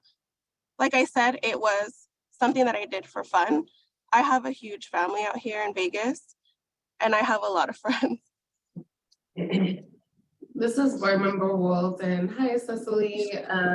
As a licensed professional, we have to kind of look at our industry as more than a hobby, because it is a real career. And if you haven't noticed, in Vegas, it's very regulated, every industry. And so we have to be really aware, because in any industry, when we join and we get a license, you have eyes on you at all times. And whenever you portray any type of narrative, you have to understand that what people see with that, it's you know, the world is like their limit, you know, and so you have to be really aware of what you post, especially when you start putting a dollar sign, now you're monetizing, and that is a business, is when you're generating revenue from a service. And that is why it becomes regulated, is because of sanitation issues. Your sanitation background is in skin, it's not in nails. And nails are funguses and bacteria and all different types of things. The single-use items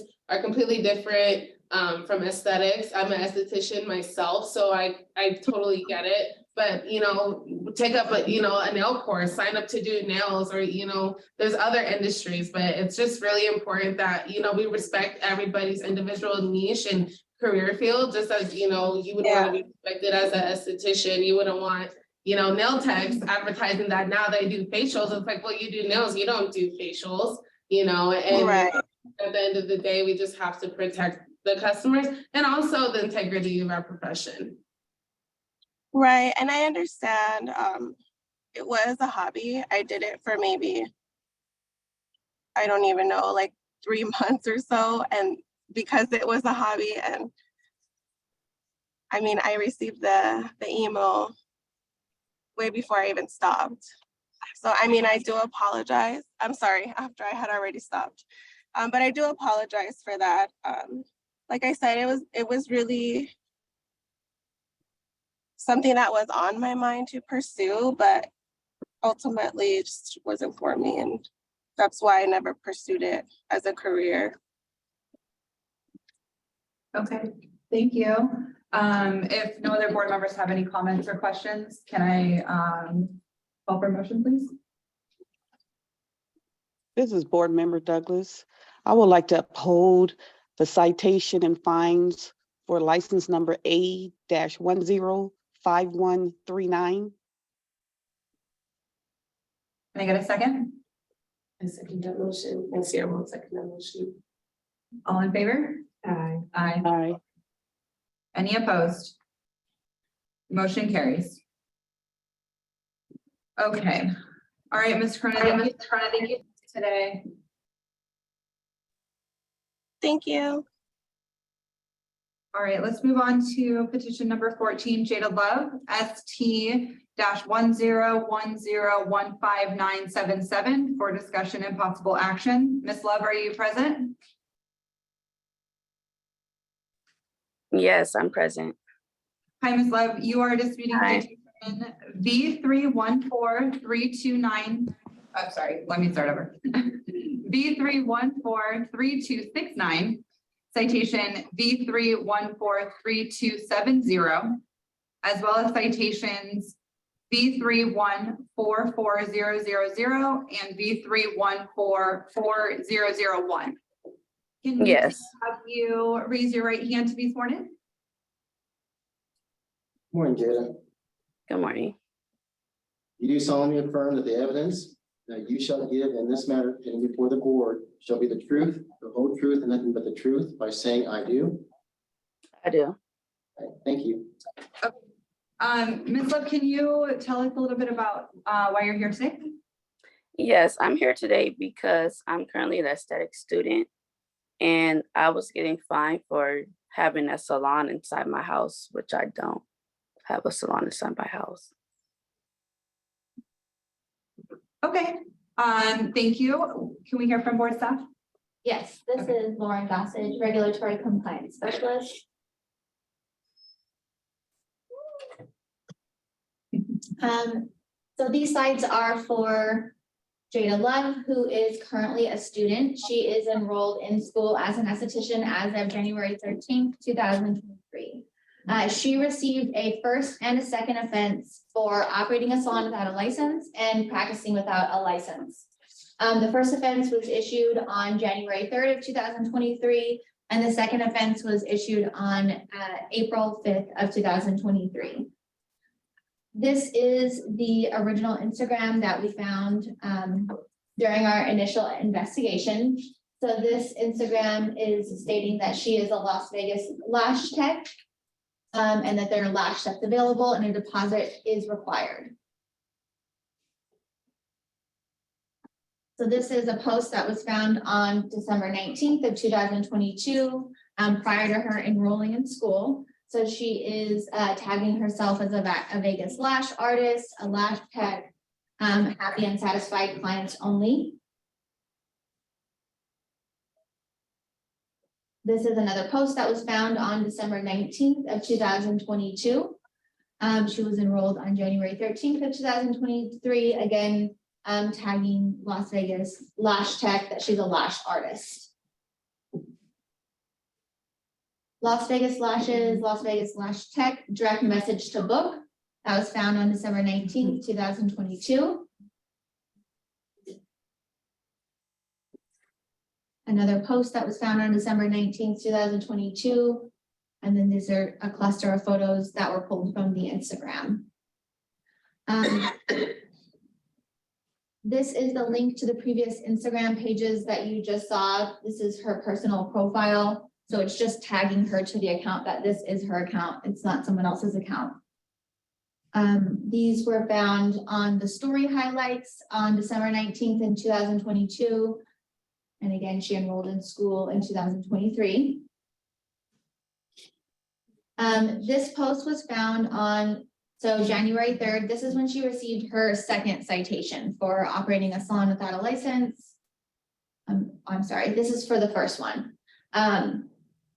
So this was found on January 3rd of 2023 when she enrolled on January 13th, 2023. So again, that she's a Las Vegas Lash Tech, direct message to book. Found on January 3rd, 2023. So she was initially sent a cease and desist from those posts back in December. This is her first citation. These are more slides that we pulled when we issued her first citation. So this was on her second offense. This is when she was cited back in April 5th of 2023.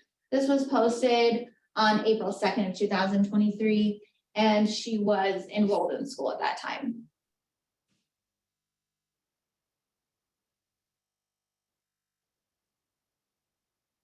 So this is another lash post that was posted during her enrollment in school.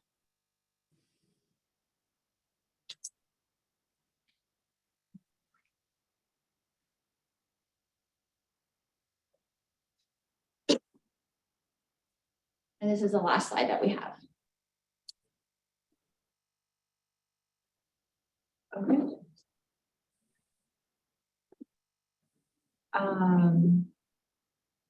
Any questions or comments from board staff? Or, I'm sorry, board members?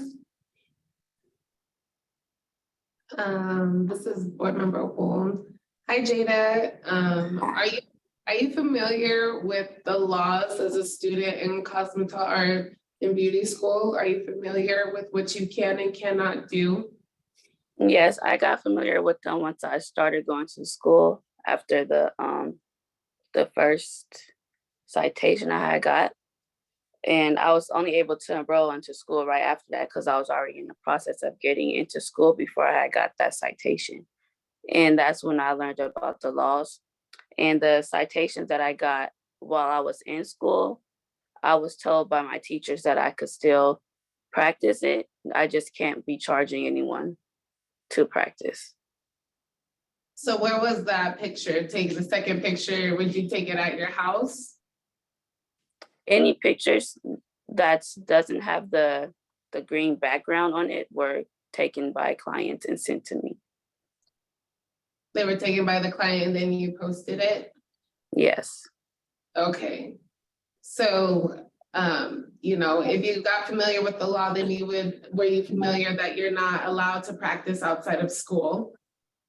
Yeah, they told me that I'm not allowed to accept any type of payments. Like, they said I could accept like tips, but only do that while I'm at school. So that's what I was doing while I was at school. And they told me that I would be able to still practice it, just don't like charge anybody for the practices. But after I got the second citation, I wasn't doing anything I was never doing anything from home from the beginning. That's why I said it didn't have the green background. It was kind of like a flower wall kind of. That was a family members of mine facility. They have their own license in cosmetology. So where were you performing these at? She does, she has a license to do hair inside of her room she has in her apartment facility. It's like they have a room.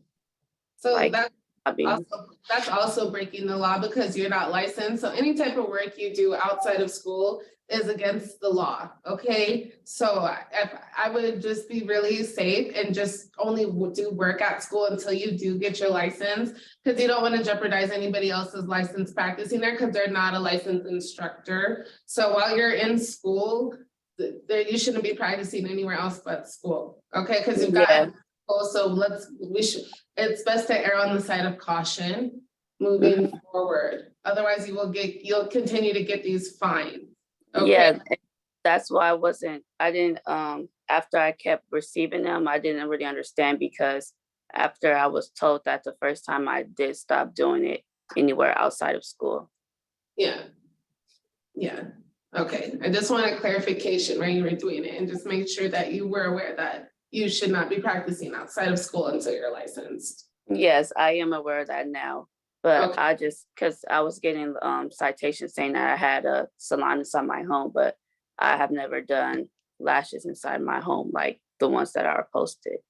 So those pictures make it look like you were practicing at home, And even at a home salon has to be coded and zoned to be an actual salon. So those have their own laws and NRS that they have to follow. So even if you are at home or in a garage, you know, all those places, the board will come and approve those. So what you portray on the internet, what it might be, it could be a different story, but what you're portraying is telling another. And that's what's really important for us to realize, is that we have to be very careful of what we put out there, because the perception, like I said, people can run any way with it. And so pictures look like you were, you know, working at home, or, you know, someone else's establishment. It doesn't look like a school. There's not other students around, other people around. So while you're in school, you know, you just want to practice at school is the safest way to go.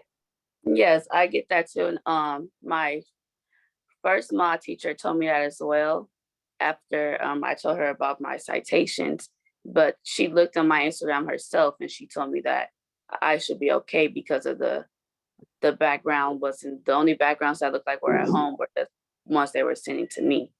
She told me herself that like the green background of the floral wall, since it was in a like facility where there's other people coming in, clients and stuff, that I would be fine as long as I wasn't charging them. But after I received another one, I had already stopped, but I just stopped posting in general because I didn't want it to seem like I was still doing lashes anywhere else when I really wasn't, instead of outside of school. Yeah, and just for future reference, if people tell you something, it's okay to just call State Board and just get some confirmation, okay? Mm-hmm. That's something. Ms. Love, are you continuing to use the Instagram or have you paused it?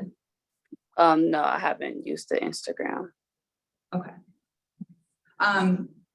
It is still up, so there is the possibility that you're still going to get citations sent to you while it is still up. So we do need that to be handled. And if you have questions on how to handle that, board staff can, you can reach out to board staff for their recommendation on how to handle that account. Because again, as board member Wold stated, the perception is that you are still open, operating, and even licensed, because perception is you're performing this and doing it. So we don't want you to keep getting those citations. So I'd love for you to reach out to board staff and ask them, you know, best practices for how to handle that account, and potentially even so you can post if you're doing things in school, verbiage on how to do that, if that is something that you want to continue to do. But yes, err on the side of caution, and always reaching out to board staff, because they are the ones that are going to be most knowledgeable in this circumstance, even over your instructors.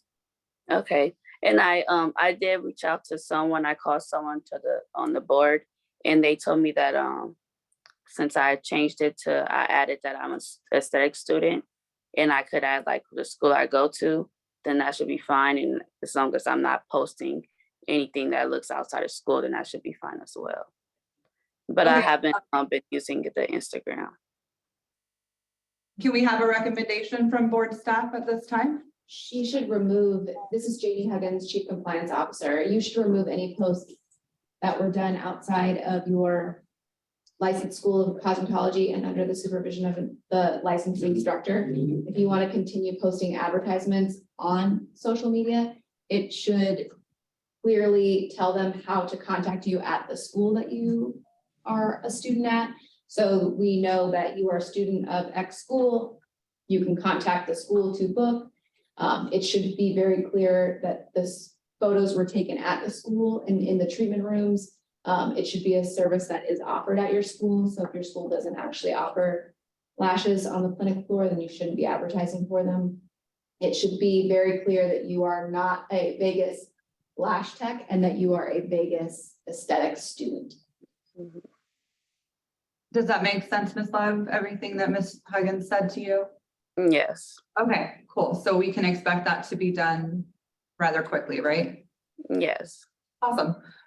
Do you have any other questions or comments relating to the petition today? Yes, I did have another question. If I wasn't able to get this, like the citations, like taken off, I will have to, that was being told that I might have to like pay it off before I graduate. to receive my license? So before you are issued your license, your citations will have to be paid for. And it is my understanding that we do have agencies that can assist with payment plans and helping you with that as well. So if that's something that you would like information on, you can reach out to board staff and they'll be happy to pass that along to you.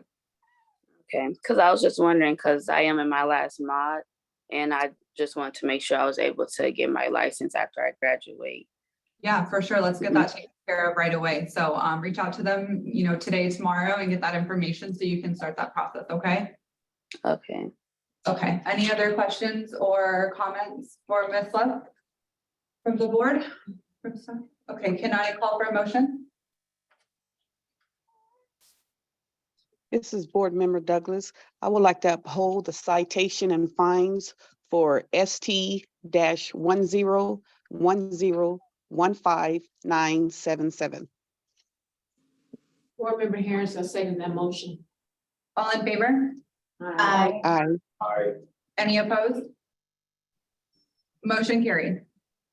Okay, Ms. Love, so definitely get that Instagram taken care of right away. So no more citations are added to your account, and then reach out to board staff so that you guys can discuss how to get those paid prior to your graduation. I'm sorry, prior to your licensing, so you can hit the ground running with your new license, okay? Okay, and I have a question. I will have to pay each citation, even the one that said I had a salon inside my home. Yes, that is what the board ruled on. We did rule on all of the citations for that. Okay, thank you. Okay, you're welcome. Thank you. All right. Let's circle back to Number 12. Yes, yeah. Should we go to petitioner number 8? Sarita Canty, C-54120. Ms. Canty, are you present?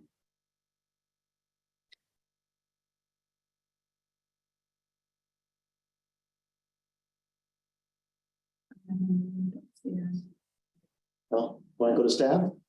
Sure. Do you want to? Do you want a presentation on it? Let's go and do the presentation so you can see it. Sure. And then we'll make our recommendation. Yeah, because we did, this is one that carried over from the April 10th meeting to be put onto this board meeting yeah, okay. And we had it inspected and all the details sent to us. So I think, yeah, we should do a presentation.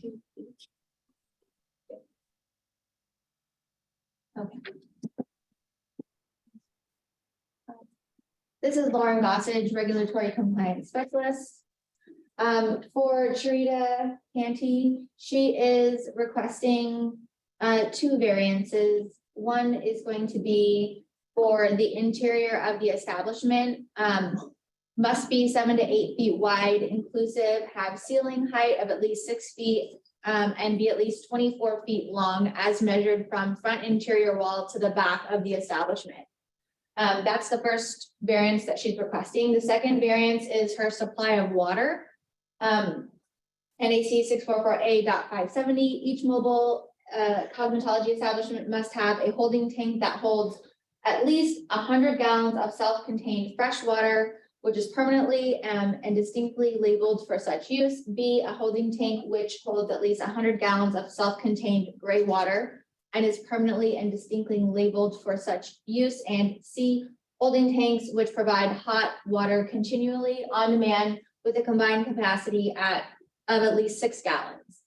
The holding tanks described in paragraphs A and B of subsection 1 must contain gauges that indicate levels in the tanks and reserve capabilities. If an establishment's portable water supply is depleted, operation must cease until the supply is replenished. So I'm going to go, the next few slides are going to go over the variance for the first one for the size requirement. Inspector Lopez and myself went out to the establishment and we measured the inside. She is about 9 feet short on the length. So she does meet the ceiling and the width. The ceiling, she just meets it by over 1/2 inch. And so she's 9 feet short of 24 feet long. This is the establishment from afar. The front of it, this is the inside. During our time with her, she was still under construction. So people were continuously working on it. I'm not sure of what the status of the establishment looks like now. but this was the inside when we took measurements. During that time when we were there, there was not a holding tank for the water supply that we could take a picture of, because the words on the tank were unrecognizable. So she had been working with someone to get a new tank replaced. She sent me this receipt that she got a travel trailer 100-gallon water tank replacement, but no other details. So I did let her know that we need some more information in regards to there needing to be a capacity for gray water and for a full capacity of 6 gallons. I haven't received anything to date, so this was the additional information that she had supplied to us for this meeting.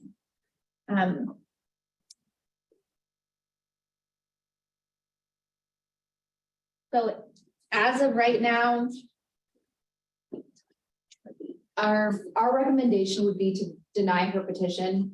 If she chooses to follow up with this, she would need to repetition with a completed vehicle. We can't approve a variance for various regulations without seeing exactly how they would be installed, that they are installed. She meets the full That requirements. she meets, we need a completed vehicle to see what requirements she meets or needs a variance approved for. Board Member O'Brien, I agree. I feel like it's just an incomplete project at this moment, and the variances that she's asking for are just the ones not even completed, and she's not able to provide the information for at this time. So yeah, that would be also where my mind is kind of set. Are there any other board members that want to share a comment, or, well, I guess we can't ask a question if someone here, but any comments on this matter, or should we just call for a motion? Motion. Call for a motion. Okay, let's call for a motion, please. This is Board Member Douglas. I would like to uphold license. Deny. Oh, I would like to deny license number C-54120 for her mobile unit until it's completely done and up to up to par. Board Member Harris, I second that motion. Okay, all in favor? Aye. Any opposed? Motion carries. All right, let's circle down to petitioner number 12, please. Edith Estrada, C-54598. Mrs. Estrada, are you present? Mrs. Estrada? Go once, go twice. No, okay, I don't see her name up there either.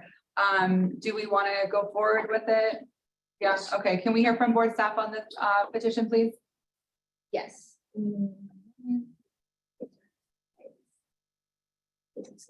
I recall her situation. Ms. Edith Estrada, this is Janie Huggins, Chief Compliance Officer. We received a complaint that she was operating inside an establishment and providing lash services and body contouring services without a license. She was sent a cease and desist notice, and she immediately got into compliance and transferred a license from Florida.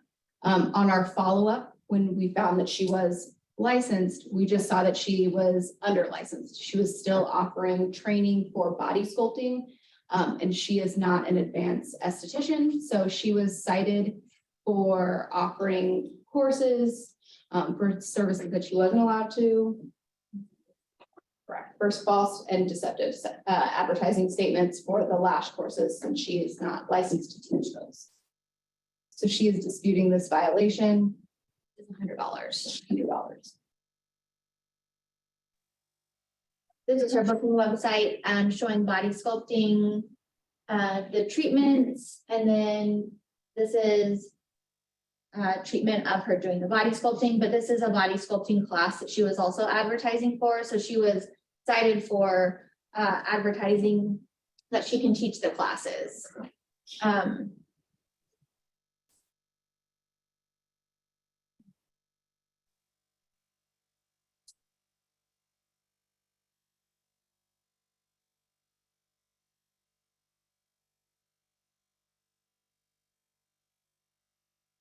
That's all we have for her. Okay, so she is licensed now. She is a licensed Transferred it in. cosmetologist. I believe she was not issued a citation. She was only issued a warning for doing advanced aesthetics without an advanced aesthetics license. Because this was early in 2022, so we were still in that grace period for people. Where we were just issuing warnings. So we just cited her for teaching the courses. Okay. Okay, any board members have any questions? No, okay, can I call for a motion, please? This is Board Member Harris. They uphold for the petition for Edith Estrada, C-54598. Can I have a This second? board- This Board Member Douglas, I second that motion. All in favor? Aye. Any opposed? Motion carries.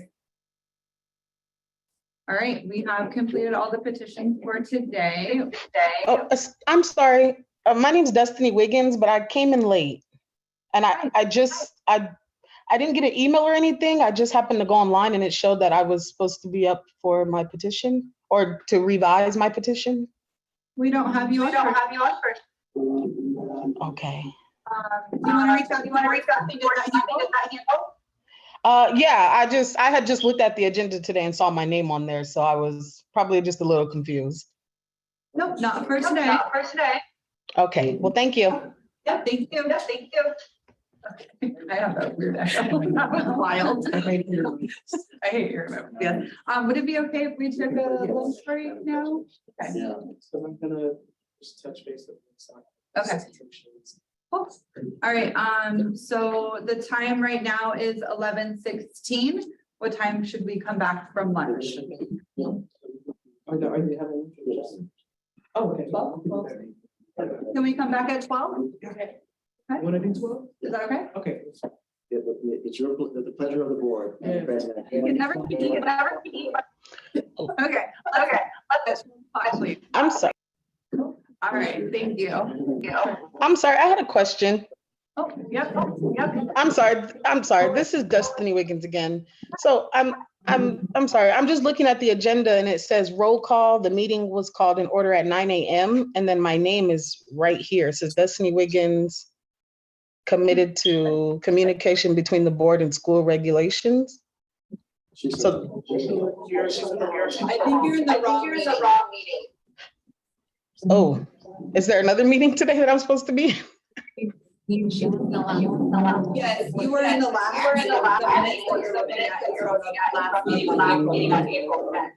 Okay. Because I was in that, but I did petition. Okay. The board is gonna reach out. Staff will reach out to you, okay? Okay, thank you so much. You're welcome, Destiny. Take care.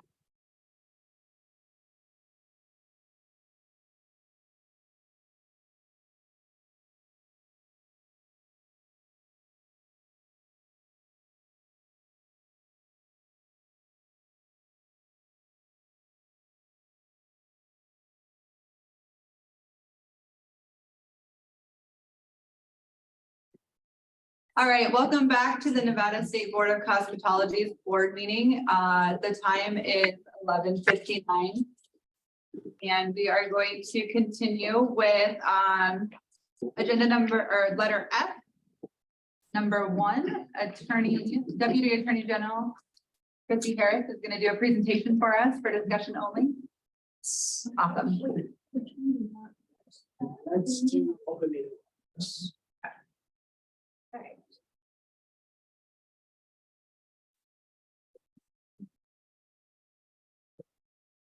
So while we get that pulled up, I just want to introduce myself again.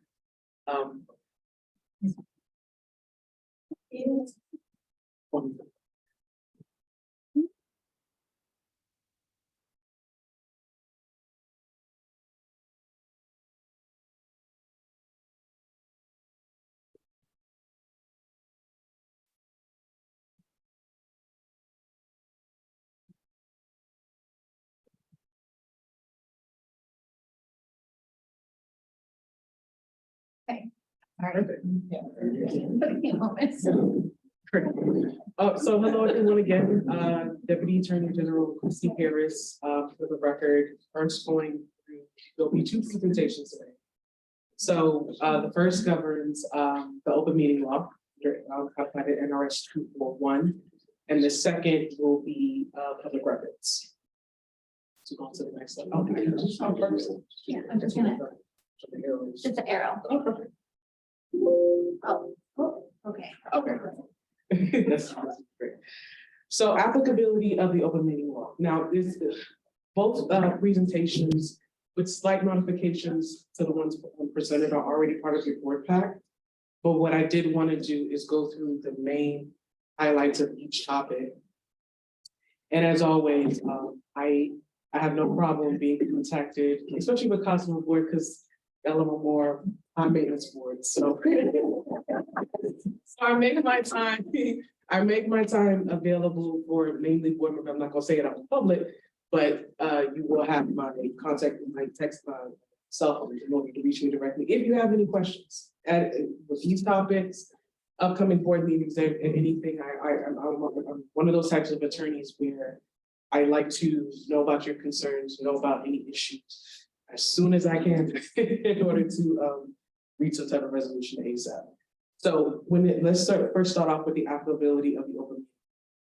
Now, open meeting law is applicable to all public bodies, and it's defined, and the public body is defined as any administrative, advisory, executive, or legislative body of the state or local government, consisting of at least two persons which extends or disperses or is supported in whole or part by tax revenue.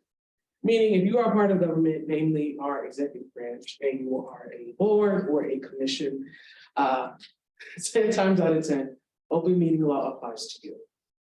Now, open meeting law also extends to subcommittees.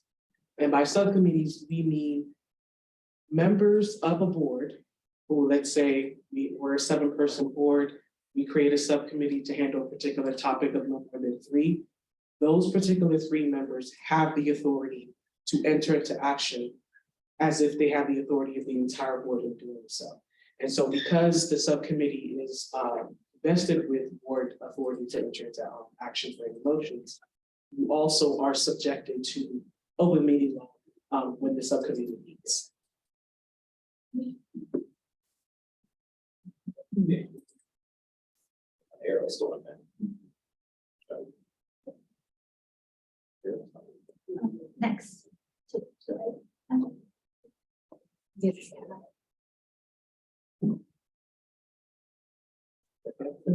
Oh, enter. So now getting into the spirit of open meeting law, Nevada is the best way I could describe Nevada especially when it comes to boards conducting business. It's the #1 word that I would say is transparency. Nevada wants, especially in the executive government, it wants all of its boards and commissions and acts that they engage in various discussions or topics that might impede on Nevada citizens to be out there open and in public. And so when board members like yourselves meet, the legislation, the state legislators have been very clear that they want whatever it is that you're doing to be transparent to the public.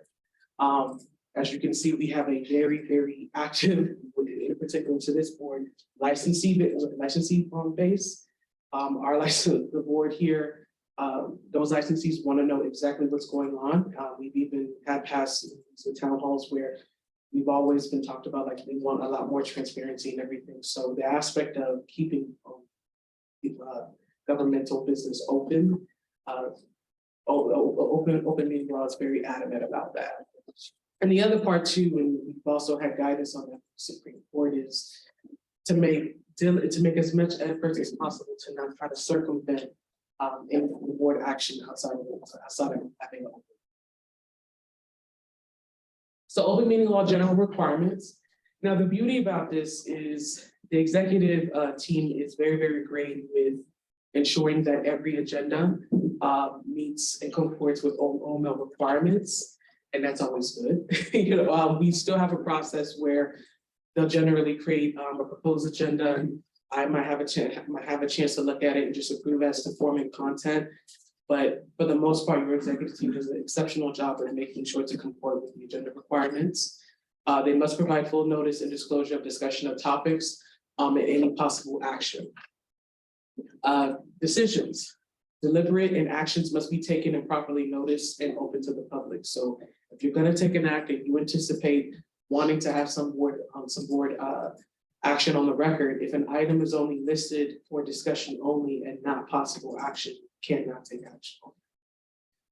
Same thing for subcommittees. Again, subcommittees are vested with the authority to enter into action on behalf of the board. So we want to make sure that if it's a subcommittee that is meeting, that is also outlined on the agenda, and any possible actions that subcommittee will take is also outlined on the agenda. Now, what is a meeting? Here, for purposes of this particular board, a meeting would be a simple majority. So we're a 7-person board. So long as we have 4, we now entered into what is called a quorum, which is members of a public body gathering together with deliberation, towards a decision and or action, meaning they're making a decision. So it's when I am aware that a minimum of 4 or more board members are meeting, my spidey senses tingle, and I want to make sure that everybody is not discussing or engaging prematurely actions that might lead to any future action outside of OML. Now, the exceptions to that, a lot of it has to do with, number one, let's say it's only 3 board members having a lunch. Well, it's not a meeting because it's not a quorum. And number 2, and I'm always going to entrust with you this, that no board actions are, no board topics or anything that might lead to possible action down the road is taking place. So at that point, it's not a meeting, it's that it doesn't run the risk of conflicting with the board. Another exception to that is, of course, attorney-client conference.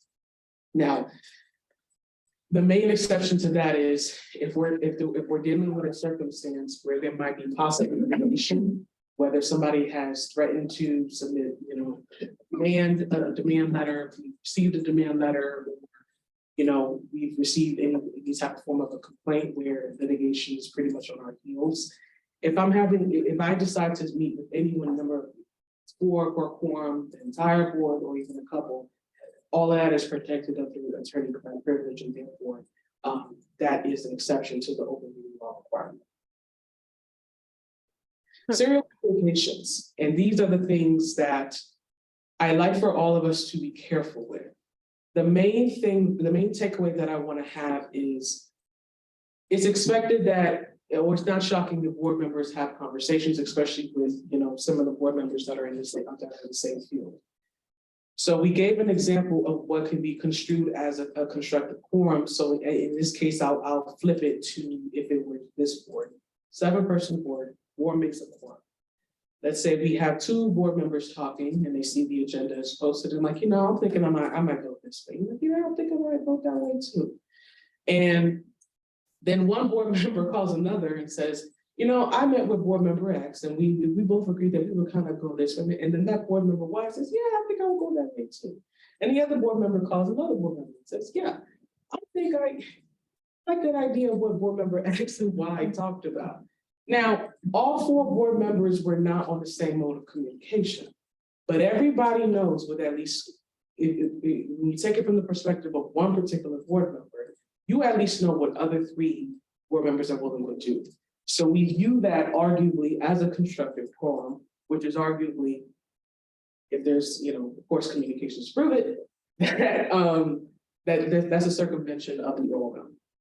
An example of how it's easy to violate the open meeting law requirements. So I always say, like, when in doubt, if you may have a question, if you have a question, to reach out to our executive team. If you have a question, also to reach out to me. But please, please, please do your best to keep where you think discussions, where you might be leading towards deliberation, please save that for all. So we mentioned the meeting and notice agenda. You must have the time, place, and location of the meeting, the listing of the posting locations posted. The agenda must consist of clear and complete statements of topics to be considered. As we already discussed before, items listed with 4 possible action. And the main thing too is with having our meetings, Meetings are required to at least be, agendas for meetings are at least required to be posted no later than 9 a.m. third working day before the meeting. So we're talking about 3 business days.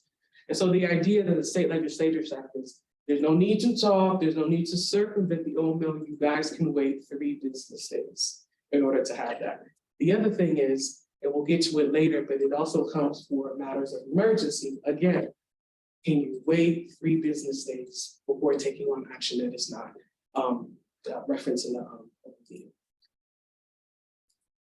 So this just goes with the agenda posting requirements.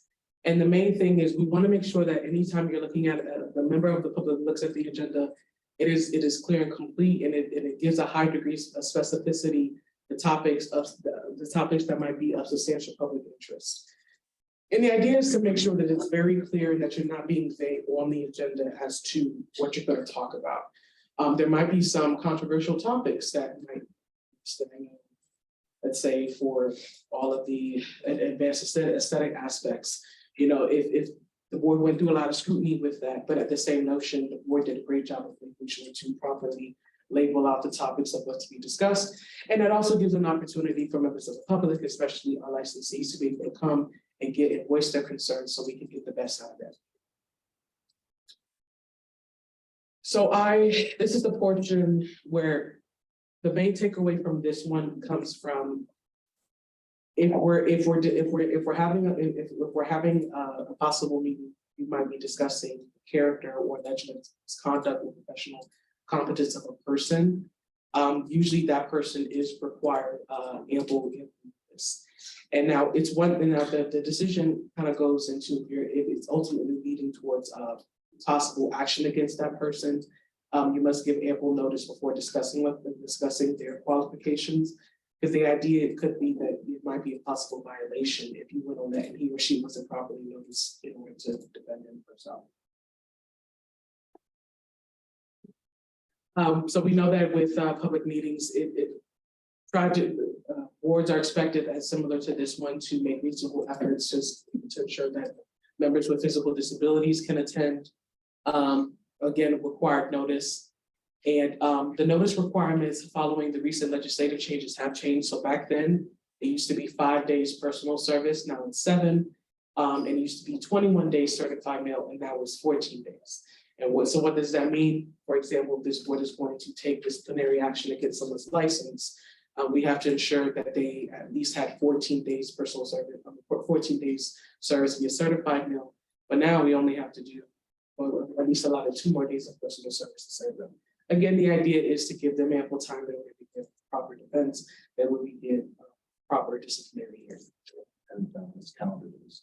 Yes, and that is calendar days. Thank you. Emergency meetings. Now, emergency meetings is another circumstance where, you know, it justifies not having to go through the complete service requirement. Now, the state legislators understand with open meeting law that major situations do happen, and decisions need to be rendered by boards and commissions, and you may not have time to do this, you know, perfect notice and post.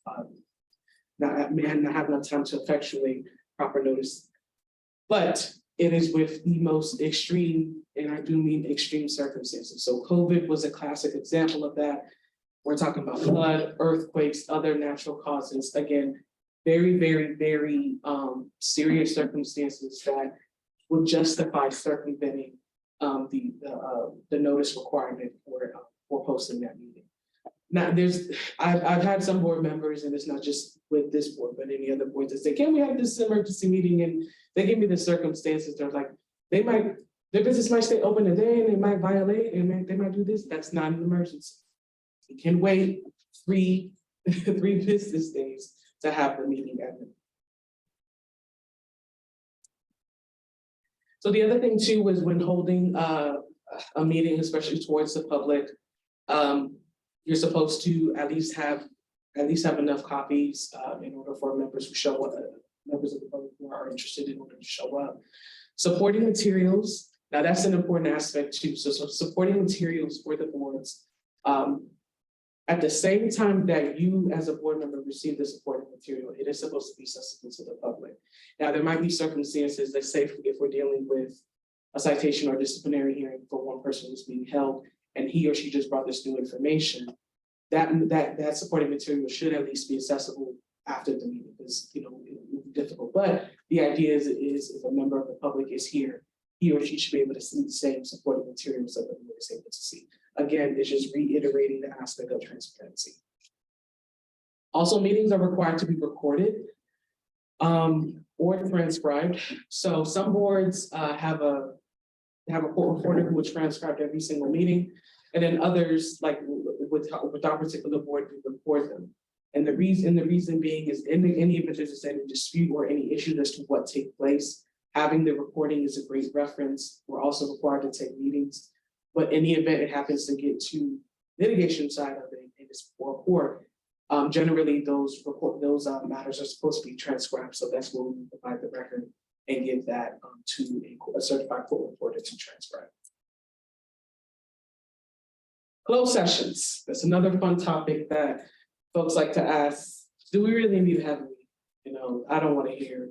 And as it's not just you, it's multiple boards. What are things that we could do to have closed sessions? Now, if we're dealing with a person who their character or alleged misconduct or professional competence or health, et cetera, is being into question, say it's a situation with a licensee, we can go into closed session for that, but that particular person, character, alleged misconduct, or professional competence being questioned is required to be there in the session, as well as their counsel or any other representation is required to be there.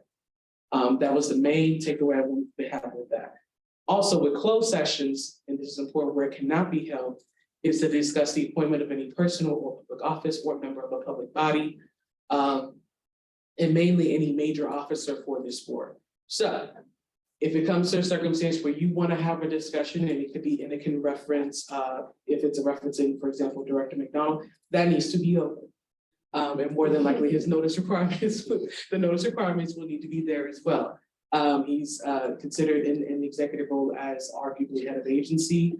And so therefore that would have to be, because again, anyone that's serving in that role, members of the public, licensees need to know where the board is for a role like that. Restrictions must be reasonable time, place, and manner restrictions. So a big major one is, and I know it's always, I love to reference the town hall because I thought that President O'Brien did a great job. There are gonna be times you're gonna be in front of licensees or any other members of the public, and they may not like the job that you're doing. They may feel that you weren't transparent enough. They may not like the course of action that you take, or they may feel disgruntled about an issue and they want to see you take on a proper course of action.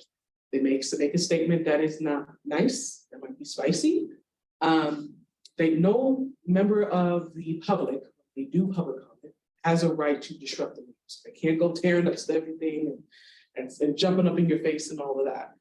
But so long as they are in a professional manner, but sometimes it's hard to reel back people's emotions, but they have the right to make their opinions. And it may not be all the opinions that you may like, but you don't get to restrict on you. You don't get to say, no, I'm not gonna have you talk about me that way. If you're gonna keep talking about me, you're out of here. You can't do that. You have to let them get through the 3 minutes. Always say, just let it get out, check the timer. Okay, the timer is done. Thank you for your public meeting. But this is one of the areas where when members of the public and especially our licensees want to be able to come and voice their concerns and voice aspects of where they feel disgruntled, this is what you guys hear. And so it's expected that you're able to take what they say, not personally, even if it feels as if it might be personal. And I know it's easier said than done. Try your best. And if you gotta take a break, then take a break. Now, violations of the open meeting law.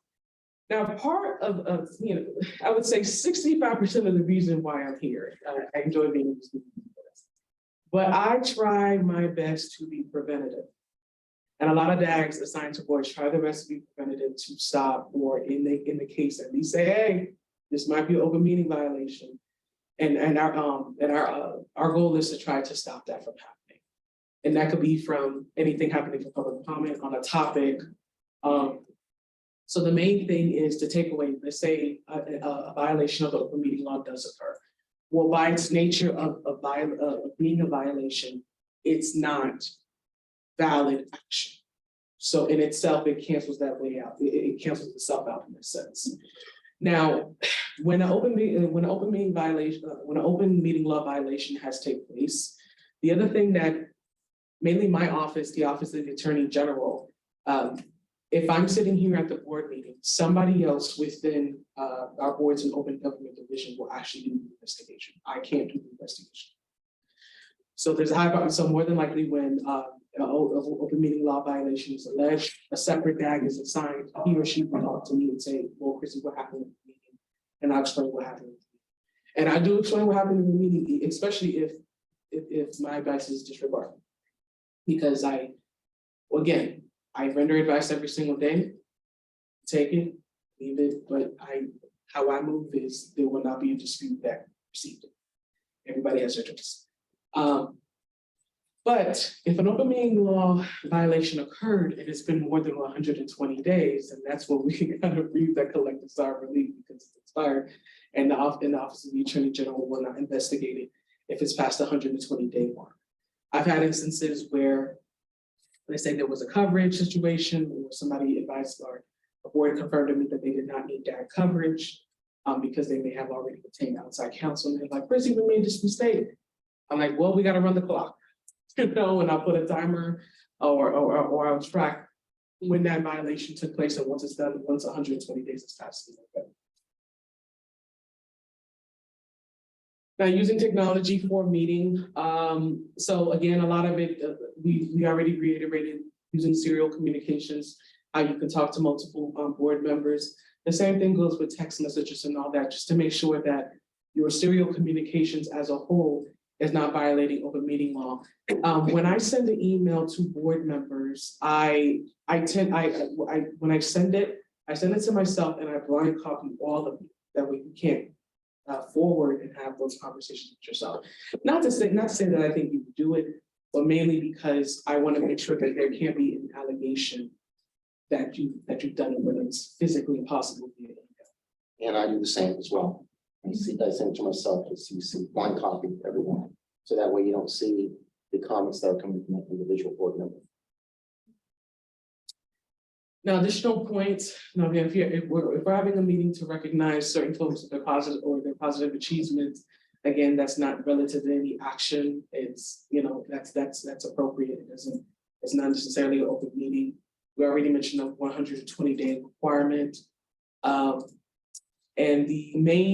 another portion of this slide that I also wanted to establish is, Nevada can be very small. It's not rare to imagine that you might see somebody on the agenda who. This is where it's super, super important. Even if you are not sure, to disclose that you know this person. Once you disclose that you know this person, then the question becomes, should you abstain? Well, if you make representations on the record that despite knowing this person, you believe you can be fair and impartial in his or her decision making, then you will be allowed to proceed. But if you know this person's at your house, you got a real true best friend rapport, there's nothing wrong with that. There's nothing wrong with saying, no, that's my homegirl, I'm buddy with you. I think it's best to abstain. Normally, we tend to have board meetings where there's more than the quorum requirement available, so we'll still be able to do relative board action there. But please disclose. The worst thing that can happen is if you don't disclose, and then it comes out of this relationship, and then it gives out the impression that you had something to hide. And I leave it for any questions. No questions? All right, perfect. So I'll go on to next, public records. You can escape from. Okay.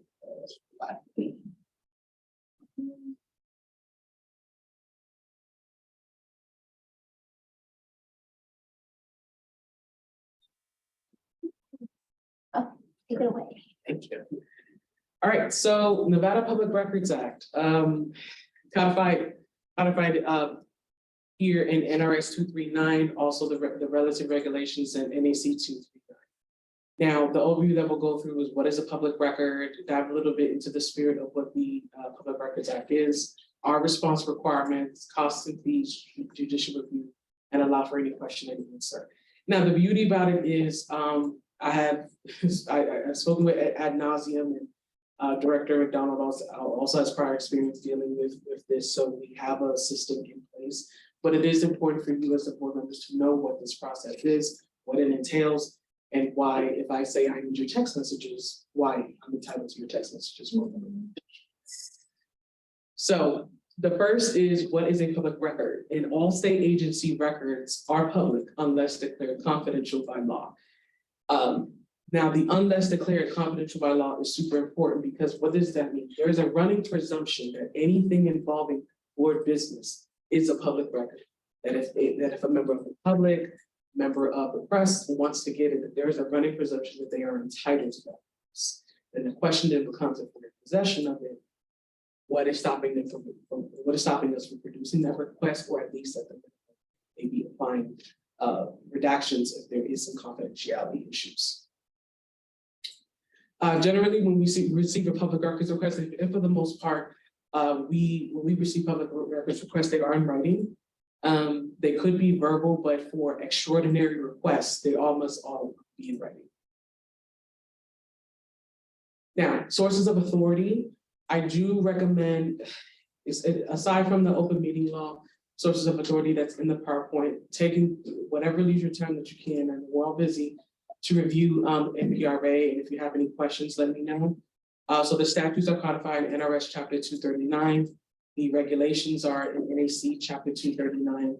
And our go-to general framework that we do work is the agency in possession of potentially responsive record. That's usually the first step. I know sometimes I have agencies contact me and say, I just got stuff. I don't know what I'm doing. No, this is too much. They send me this. It's multiple pages, and I'll look at them and I'll analyze, and I'll say, actually, we don't gather these types of records, so we're not even in possession of it. So we can send a nice little letter that says, be that comfortable when you're married with records. So again, it's always breathe, calm down, and see.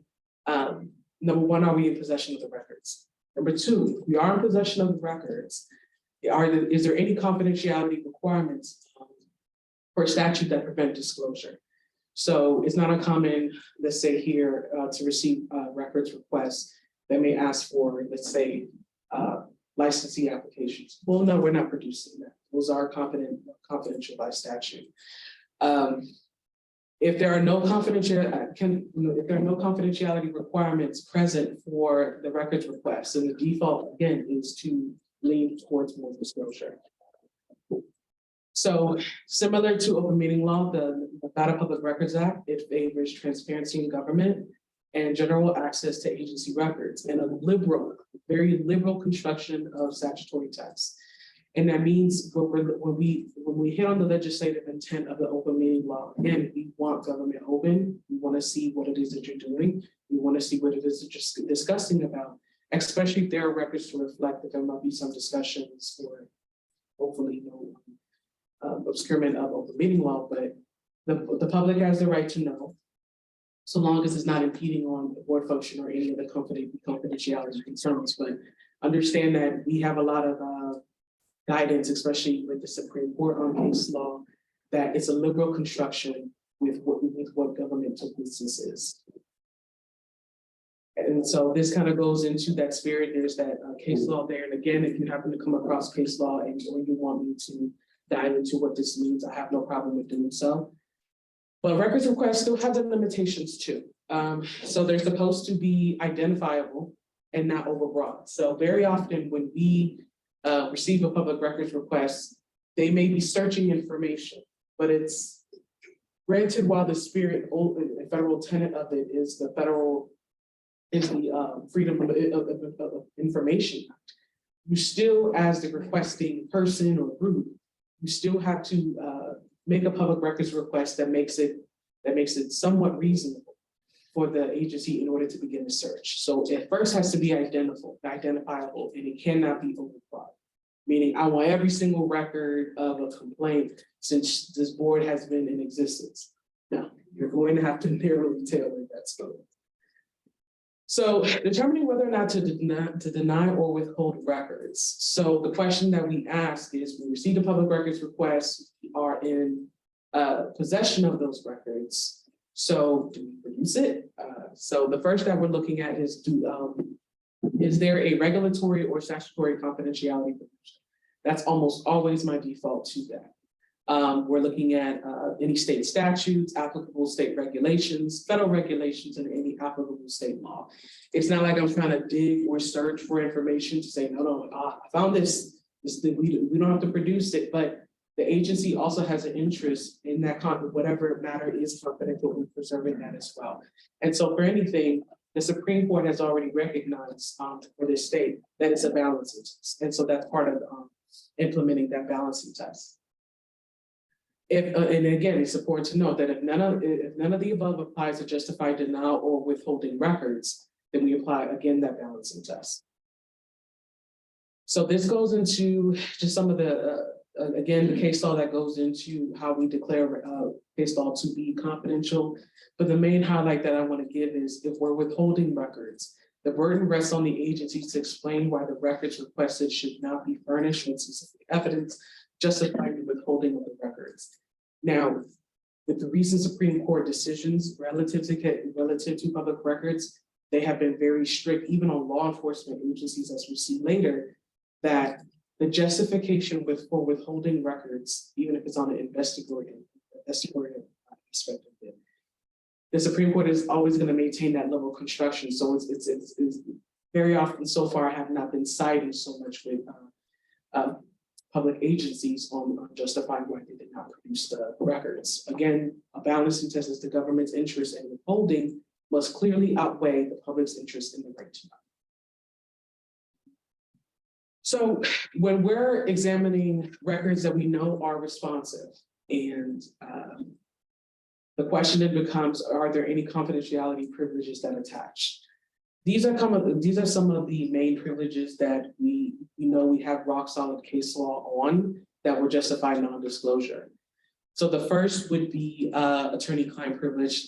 If I'm on that communication and I'm going back and forth, and it could be with just one member, a couple of board members, a member of board staff, an employee of the board, that's an attorney-client privilege communication, and that is not required to be produced. Deliberative process. Now we're looking in particular for records containing opinions, recommendations, or advice about how we want to go about our policies. And the idea here with this privilege is governmental agencies should be able to go back and forth and determine, okay, when it comes to these items or these issues, this is maybe an area where we may be leaning towards too. It's a part of a central governmental function where the public's right to know on how we go back and forth with discussion amongst you guys should not be under that public level of scrutiny in order to have that freedom to do so. Law enforcement sensitive. Now, there might be times for part of an investigation where the board may work with law enforcement, or the board may get access to records recently done by law enforcement, let's say if it's part of an investigation. I have received from several boards, if it's part of an investigation as to whether or not this board should consider disciplinary action. Sometimes I have received vital records of, reports done by folks who it's not clear whether or not they were or were not undercover, or if there's not sensitive information with how law enforcement does its investigations. And so we also have that same duty to make sure that we're not impeding on law enforcement investigations. So if I see that there's a record that might be sensitive to that, I would make that recommendation for attaching that confidentiality provision. And then also personal privacy information. Again, so we have received records in the past, folks wanting to see contact addresses and contact information of board staff, or even sometimes of licensing. Like, no, those are, again, sensitive private information. Any requests, for example, of a person's health records or something, even if possession of it. Again, sensitive private information that they are not entitled to, might be attached to that information. So I mentioned earlier about the scrutiny that's been attached. And so we've had, and had a recent case in March of 2023 where the Metro refused to disclose an investigative report, and they cited to law enforcement sensitive and the existing case law that was there. But one of the things that we noted was the Supreme Court disagreed with Metro, and in particular, the reference to significant and compelling public interest in disclosure of internal investigative records, including whether or not law enforcement appropriately handled an investigation that did not result ultimately in criminal charges. So Metro didn't want to produce. Can't take that chair no longer. No problem. Still going. My friend is, the only reason I'm standing. So law enforcement did not want to produce that record, and on its face, you would think that it makes sense. It's an investigative record. It was part of an investigation. So, well, we took note of that because I'm also part of the public records team with the OAG's office. Was again the Supreme Court attaching a very wide interpretation, a very liberal interpretation, where it didn't agree for that particular instance for those facts.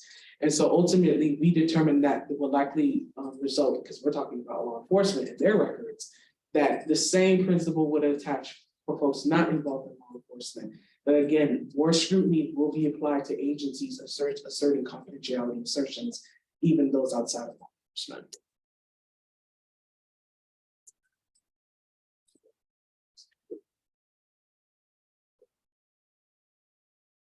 There we go. So on the additional scrutiny front, and the photo that I got here was a screenshot of the Las Vegas Review Journal website. And I'm not gonna name any names because they might try to looking back and think that we're that I'm going after them. So I'm not gonna name any names of reporters. But I say all this to say, and this was a recent article that came out where the Las Vegas Review Journal were scrutinizing NSHE, which is handled by the Board of Regents. The failure to produce a record, and I also believe how long they took to produce some records.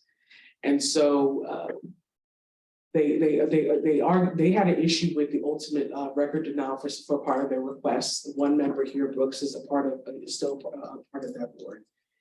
And this is part of their tactics sometimes of what I've seen of what they do. It's like they don't get their records, and they may or may not decide to use any poor action. So as a result, they have their right to publish these articles if and use your faces and say, well, what are you guys doing? And trying to put some of the public scrutiny on the denial of these public records requests. That's why I'm always about, when we receive a public records request, normally we have the duty to keep that requester apprised as to, okay, this is what we're doing right now, we're searching. How I like to do it is I like to send updates. So I like to give updates as to what is our anticipated production date if we know we have the records and we know we might be towards production. But just because you make a public records request, it doesn't mean that you're entitled to it immediately within the 5 days. There might be gathering, there might be things that we have to look, there might be confidentiality concerns that we have to request. That we have to make sure that we're not inadvertently disclosing. And so with that, if you have a solid record of constantly keeping that requester updated, or saying, hey, we can't begin a search unless you clarify what exactly that you're looking for, keep out of the media what it is that we're hiding. Because I think the main issue here was there was several months that went out and it was just crickets, and then we come back and say we don't have it. Then it looks like you really not have it, or were you trying to hide some things, or were you trying to get rid of some records? We don't know. At the top part of that article, you would see that they would say that they also mentioned what are they hiding? So this is part of their new campaign. And the idea is if members of the public requested records from any agency and they got denied, Review Journal wants to hear about it and they want you to go and complain about it. And so again, it opens up the door again for more scrutiny of public agencies where it's, I won't say this is necessarily a fallback, but the idea is okay, well, I don't know if I want to take the route of litigation to try to get those records because it's always costly. But the idea is who wants that scrutiny? So it's always good to have a public records process in place in order to just circumvent that and to be transparent about what we're doing. So response requirements. So an agency must respond in writing to requests no later than 5 business days of receipt. So the 3 options that you have is the agency can provide the requested records, provide the date where we anticipate that we might provide the records, or if the agency does not have the records, say we've done a search, or we're not the agency, we're not the entity that is responsible for gathering these types of records. When in doubt, even if I'm not too sure if we have these records or not, I'm always big on getting the 5-day requirement, even if it's acknowledging and then having to later say we did the search and we realized we did not have it. Again, it's getting ahead of the curve of the 5-day requirement. You don't want to give off an impression that we're trying to hide or trying to see how we can circumvent the NPRA. Now, if the public record is readily available in lieu of a written response, the agency shall allow the requester to inspect, copy, and receive a copy of that record. And the operative question is, do you have a public records policy and procedure to ensure that you are meeting this timeframe, this 5-day timeframe? And the answer is yes. So when we receive a public records request, a member of the executive team will reach out to me, show me the form of the letter. And what I do is 9 times out of 10, if it's one of which where it's not clear, again, it's not identifiable what it is that they're seeking, or there's not a reasonable time scope attached, that's when I will recommend, and I usually type up the request for clarification letter. I give them 2 months to respond to the clarification. If they don't respond within 2 months, then it's my recommendation that the file get closed. Now, let's say they come back a year later and they say, hey, where's my records request? And I say, well, we asked for clarification and you didn't give us now. But it is always recommended that even if they come back several months later, to then reopen and see, okay, are we in possession of the records? If we are in possession, but we need some time to gather, because as you know, this staff is quite busy. I usually tend to give depending on what the record is. If the record is quite substantial, I try to give at least 3 months out to see where we are in the gathering. And also, they work with gathering the records, but a second component is I review the records to see what is responsive, what is not responsive. And for the documents that are responsive, are there any confidentiality provisions that justify either not disclosing the entire document altogether or applying narrowly tailored redactions to it? So that's that process that we have in place. We also keep track of our deadlines for any clarifications or anticipated response dates, so we don't need that. I would say we do a pretty good job of that, like nothing falls through the cracks with that, only because we just don't need those kind of headaches, especially when, for the most part, we really are good with trying to keep track of those deadlines. So yes, we do have one. And for the ones that don't, any of the clients that I have, they reach out to me and I try my best to create, or at least try to fix them.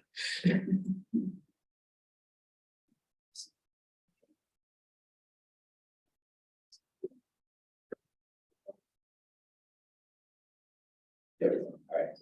So an agency may recover its costs in providing a copy of the record to the requester, especially if it's quite substantial. But so far, I haven't seen anyone that's undue, like that, where the burden to producing the records have been quite undue. The other aspect is providing copies of public records to the public is deemed part of the agency's responsibilities. Thus, these costs generally may include, but are not limited to actual costs such as toner, paper, postage, employee time responding to requests, those types of things, unless the request is extraordinary. Start with this one.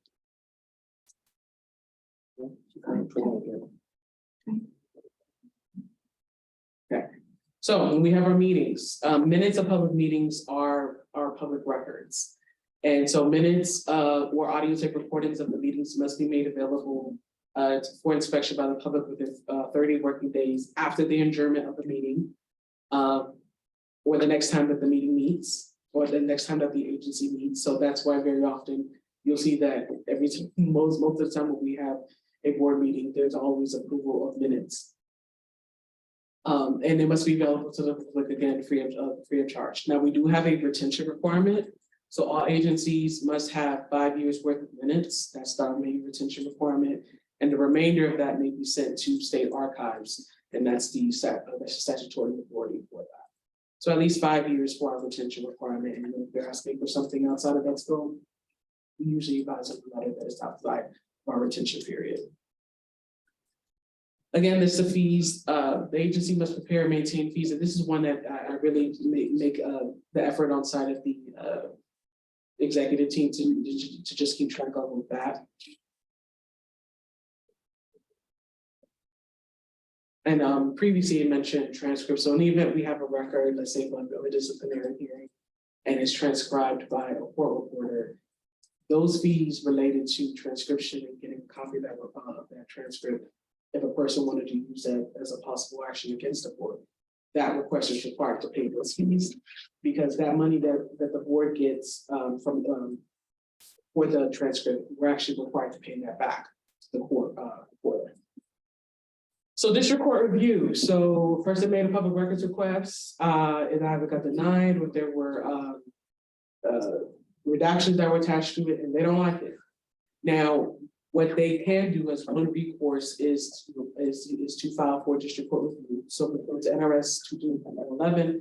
The public records request is denied by the agency. The requester may apply to the district court in the county where the book or record is located for an order to, number one, protecting the requester to inspect, permitting the requester to inspect or copy the record, or copy the book or record. It's normally record, you know what I call it, but. And that number two, requiring the agency who has legal custody or control of the public book or record to provide a copy to the requester. Again, this is the additional scrutiny. We have to remember the running presumption that the court has is that a person is requesting a public records, they're entitled to the public records. So very often we might have documents where instead of aiming towards trying to not disclose the documents, if there's parts of the documents that would be should be redacted for those certain confidentiality provisions, apply the redactions, but try your best to produce as many records, responsive records as possible. Now, again, record retention and archiving. So this again goes into what is that required process, that the appropriate time according to our records schedule, which should be 5 years. You may destroy securely or send to the state library and archives. I always aim towards the second aspect. And again, if you have any leisure time for or have any questions, first start off there with that management procedure provided on that website. Again, are there any questions here? And then one other final note is, remember, anytime you're sending text messages or sending emails, that is part of your business that is subject to a public records request. And so very often, I've seen it before where there might be an email or something that's circulated and supposed to say, well, I never said anything. I don't have in possession of this, but there might be a record that's produced that establishes that a board member or a commissioner was part of that. So again, always be mindful if you try your best to save any discussions or any areas where you feel if deliberation takes place where you might be leaning towards, save it for me. As always, save it for me. And again, this is a quite extensive presentation. So of course, any follow-up questions, concerns, or just frustrations that you have, feel free to reach out to me. Thank you. Thank you. Yeah.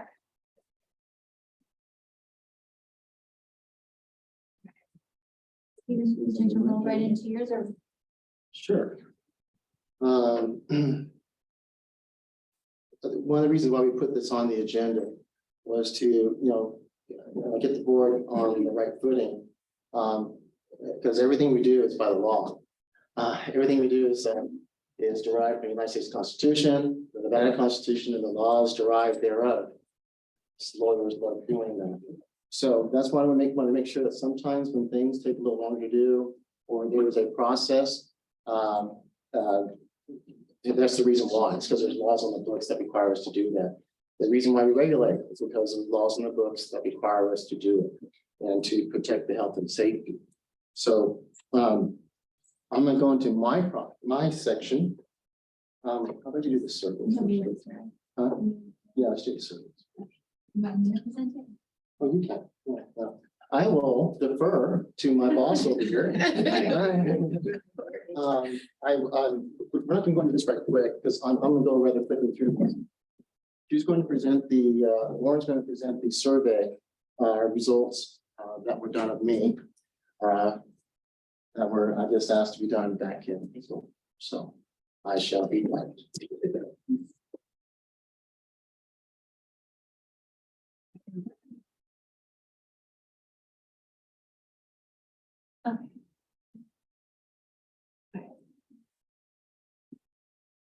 This is Lauren Gossage, Regulatory Compliance Specialist, for the record. This is a survey that was done based on the last board meeting. They asked that another survey be completed on our executive director. We had 11 total responses in the survey. So the next few slides are going to be the answers to our survey question. So the first question was, the executive director has the necessary knowledge of board processes, including internal policies and procedures, and knowledge of operating systems, for example, NV Cosmo, which is our operating system, and Board Pack, which is our operating system for meetings, to effectively understand board operations. 91% agreed and 9% were neutral. So we had one person out of the 11 that was neutral, 10 in agreement. The next question was, the executive director has demonstrated the necessary amount of industry knowledge to speak to legislators, board members, members of the public, and other stakeholders in a manner that is accurate and consistent with board operations. We had 100% agreement, 11 out of 11. Number 3, the executive director provides clear goals for the agency. We had 100% in agreement. Only 10 people answered that question, but all 10 agreed.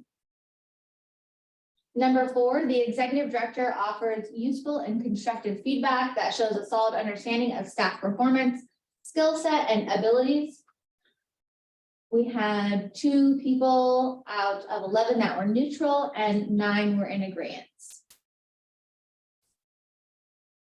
Number 5, the executive director has awareness of staff issues, technology, resources, etc., and personally works towards solutions in a timely and thoughtful manner.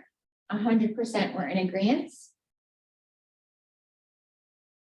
Number 6, the executive director shares important information with staff in a timely manner.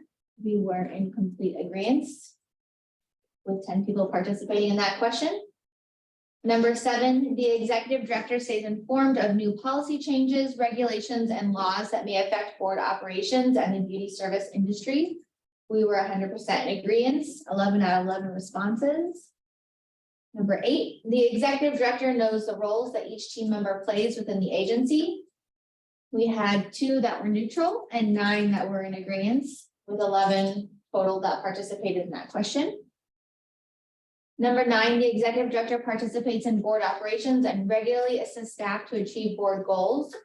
We were 100% in agreement, 11 out of 11. Number 10, I feel valued by the executive director as a team member of the Nevada State Board of Cosmetology. We were in 100% of agreement, 11 out of 11 people.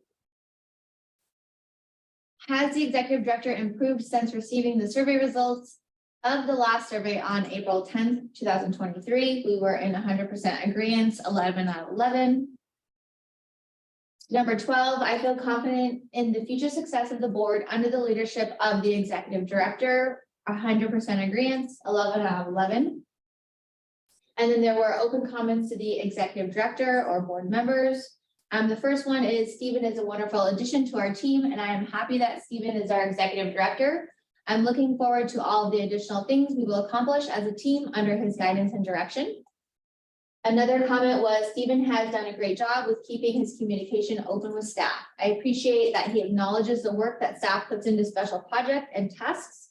It feels good to know that he gives credit where credit is due and doesn't try to take it for himself.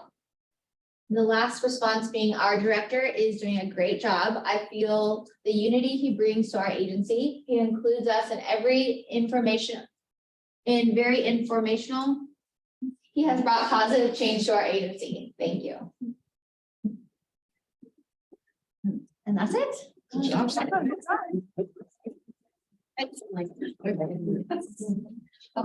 As I'll say this again, I'm almost completed my 8th month, and it's been an incredible journey with the staff that, as I call my colleagues, that we all do this together.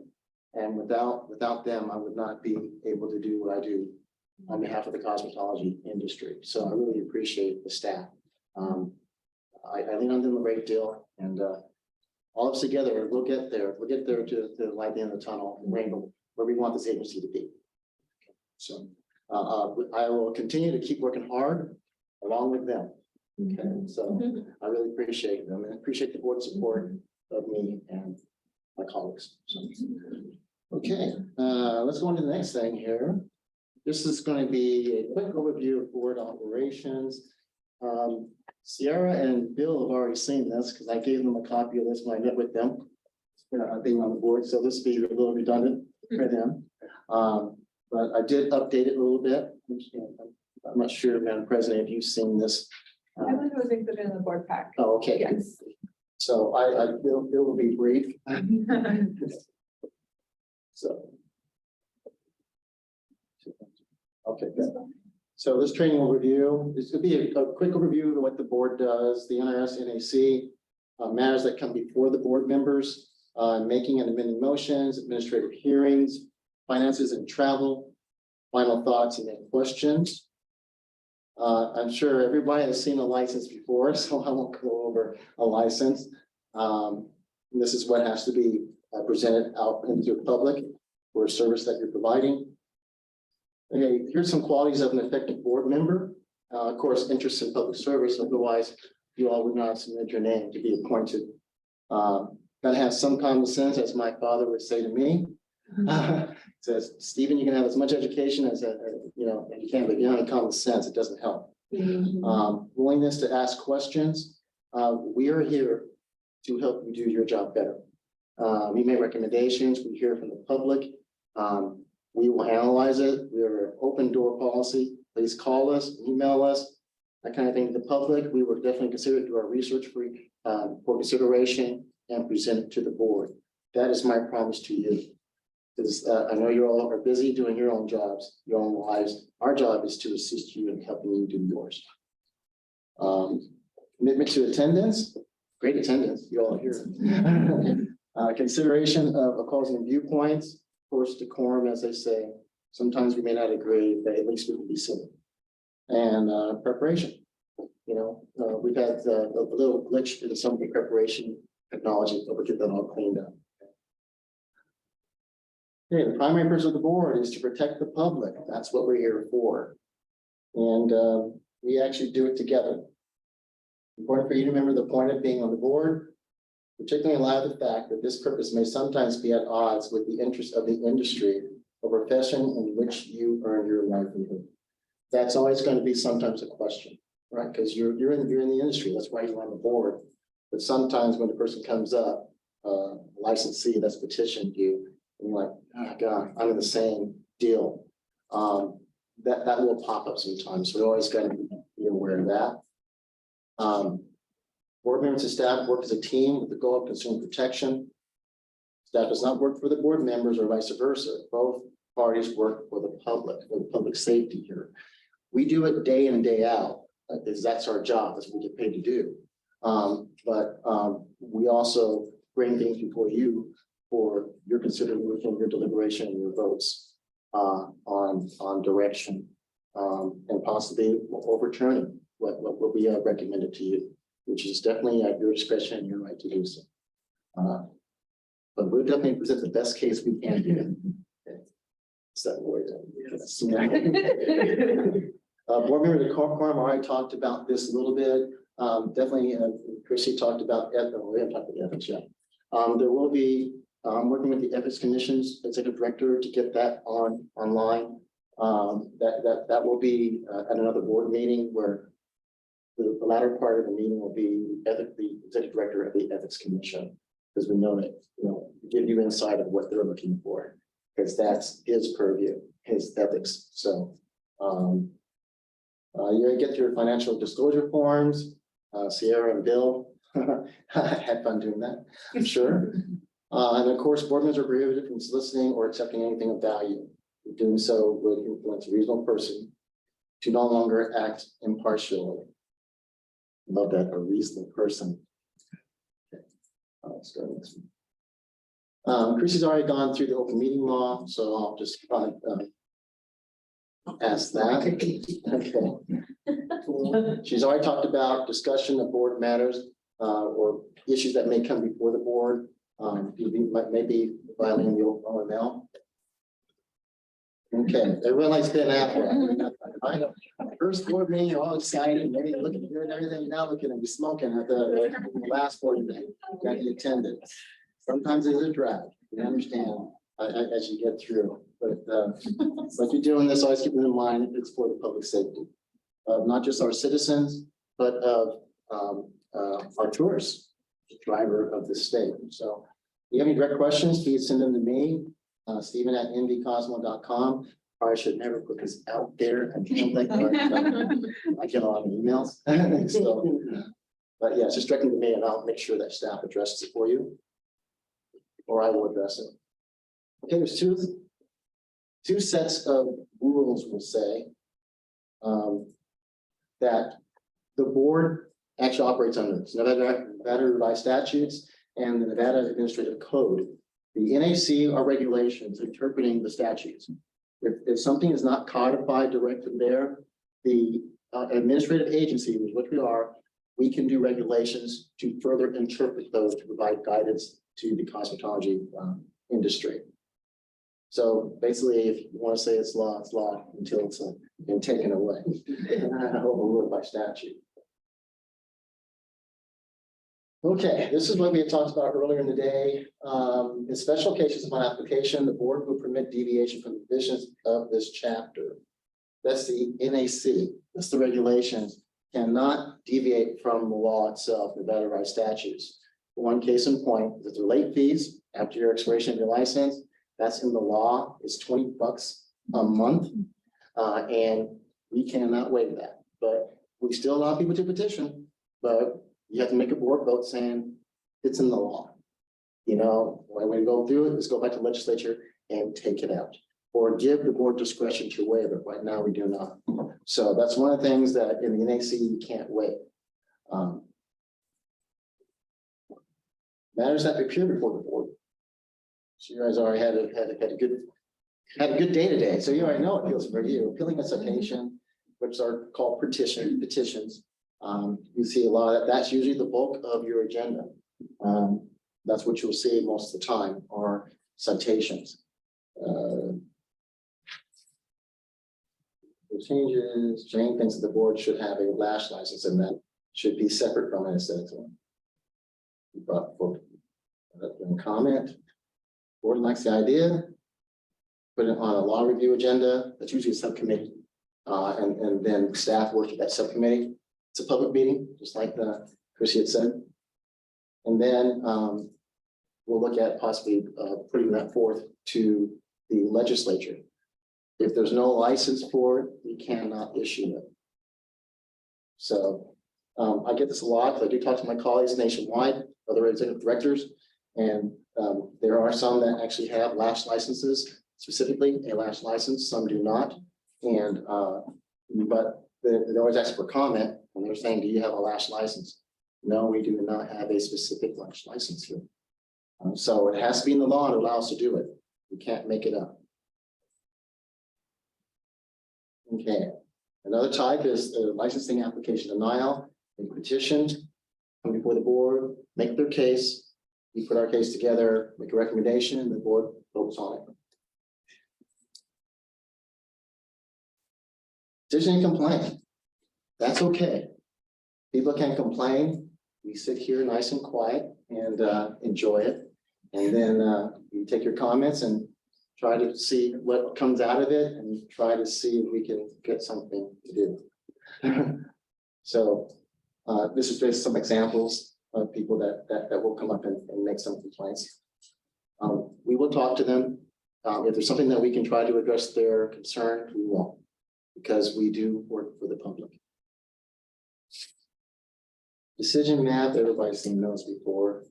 Things to consider when you are making a decision as a board, protecting the industry or the public. Am I making this decision because it's going to benefit me or the consumers of beauty services? Would I feel comfortable receiving services from the salon or this person? So when we bring you a case, typically they're going to be serious cases that our inspectors have gone out before them over there, and our inspector of North Stan, and they've done a pretty good job. As you all know, we're not in the business of citing people. We tend to give warnings. We tend to give cease and desist letters. If it's not taken care of, you have to come back, then we have no other alternative but to cite. So, and then they can petition and come before the board. But that's the only reason why. We actually give many chances. We don't like to cite, but we're not here in the making up of money.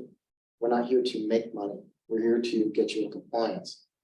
No more, no less. That's all we're trying to do. We're just a consummate bureaucrat. Just do my job and go home, right? Go home to significant other, family, whatever. So we have no dog in the fight, is what I'm just trying to say. Making amendment motions. You didn't amend any motions today. You made straightforward motions. You already did good. So. 4 steps, making a motion, have a discussion. Of course, our wonderful president-elect. Well, you're already president now. So it's not even have discussion, make a motion, second motion, then you vote. And she's done a great job there. And many of the motions, you can always ask to amend a motion. And you can, read this at your leisure, keep going. And of course, you want to withdraw your motion. So Sierra, you're not stuck. You might take it back. Okay. Administrative hearings. Oh, really? We're gonna take one back. Yeah. Okay, what is an administrative hearing? Dispute heard by a government agency. That's us. And administrative hearing is similar to a trial, but often shorter and less formal. Less formal. See, Chrissy, Madam Dad, W-H-E, and myself, because I practice law, we're used to that formal stuff, that courtroom stuff. Well, this is considered a quasi-judicial form. So you are acting like a judge. Maybe we should get you guys some robes. No. You gotta give me the wig. Yeah, like barrister.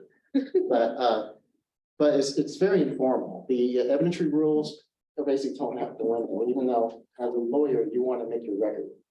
I'm still. Yeah, you're still gonna do that, yeah. But they're extremely informal. Yeah. So, because they know that you're not actual judges for a profession, but you're acting as one, as a board and voting. So they tried to, the law has made it where, hey, look, we know it's an administrative hearing, but we're not gonna make you guys learn evidentiary rules and, have to deal with objections and that kind of stuff. Take it easy. Just to add to that, when it comes to the evidence that members of the board will take during the disciplinary, the only limitations attached to it is that it has to be one of which that a reasonably prudent person would use. And so the main center of that is reliability. Are you using evidence that's reliable? Reasonable person again. Yeah. I love that. Yeah. Okay, board generated complaints. Okay, this is where Chrissy gets into the game big time. She actually, we as executive team, I sit down with the executive team, we go through where we're having some problems with some places over some licensees.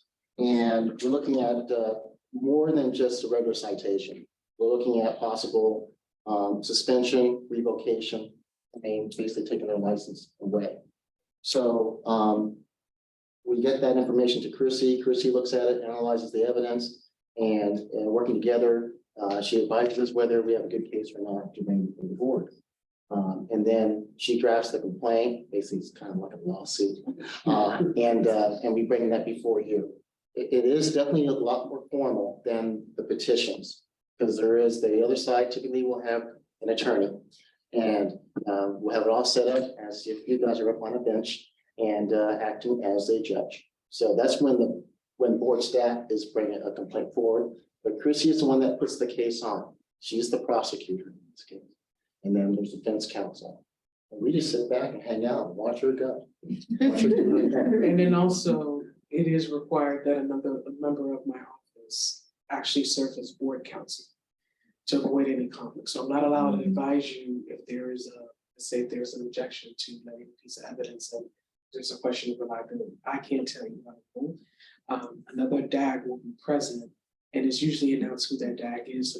So should you have questions, you could reach out to him or her. And that particular DAG advises you during the entire course. If I'm prosecuting, they advise you during the entire course of the disciplinary. Makes sense. You can't serve both roles. Yeah. That's- Yeah, that'd be a conflict. Yeah.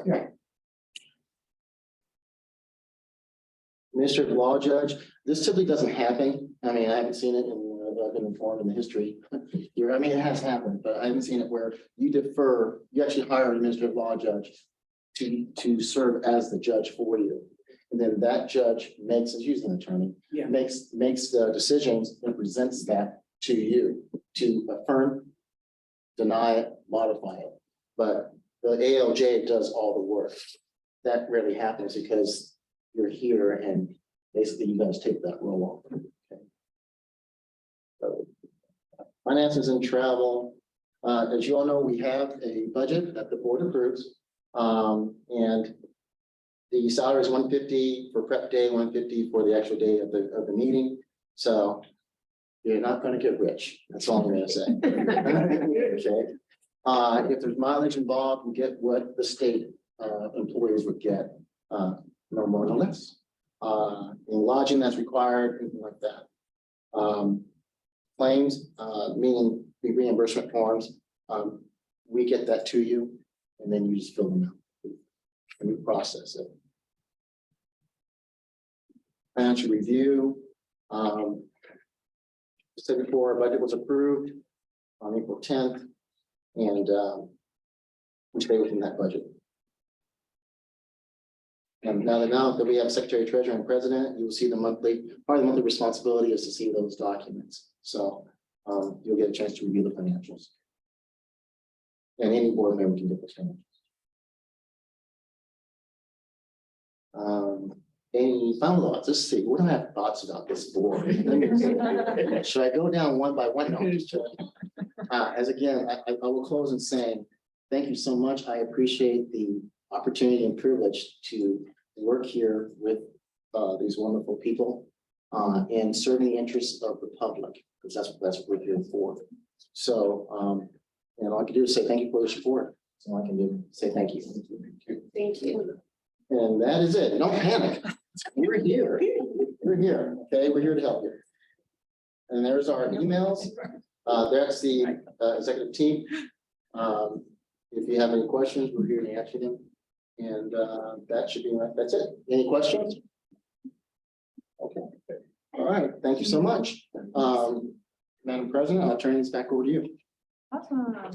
Well, thank you for your presentations. They were very helpful to review both online and in person. Made it a little bit more digestible, especially for you, Ms. Harris. I mean, that was a lot of stuff. So thanks for breaking it down and making it more manageable to take on.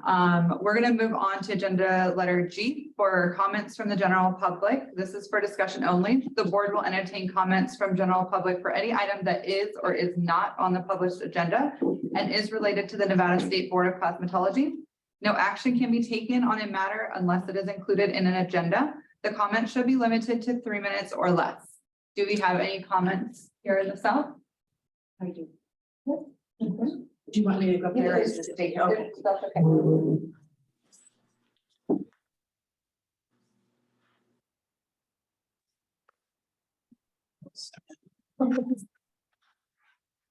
And then will you state your name for the record, please?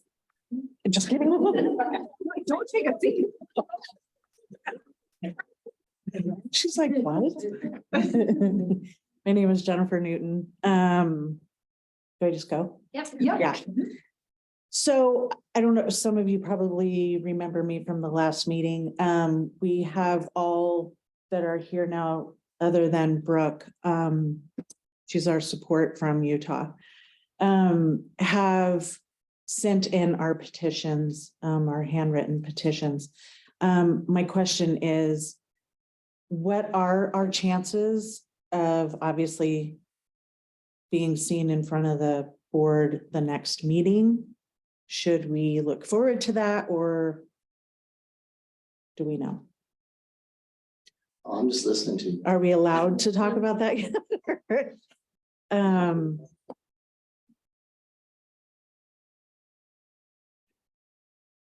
Right now, Steve McDonald for the record.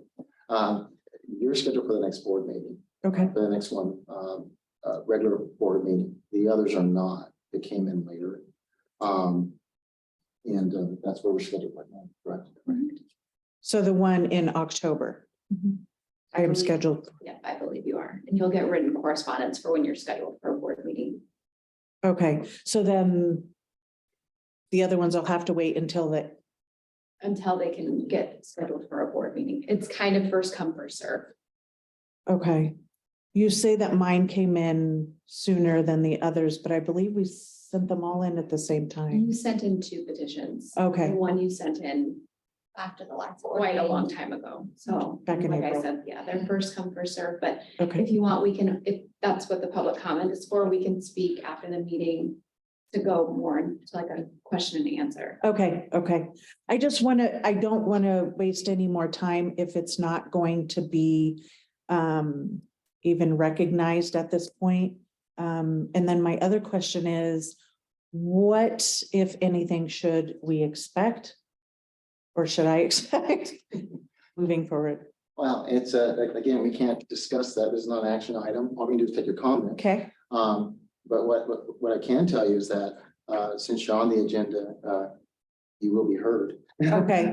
I mean, and you can present your case there, and then the board can deliberate and give you a decision. I know what you want.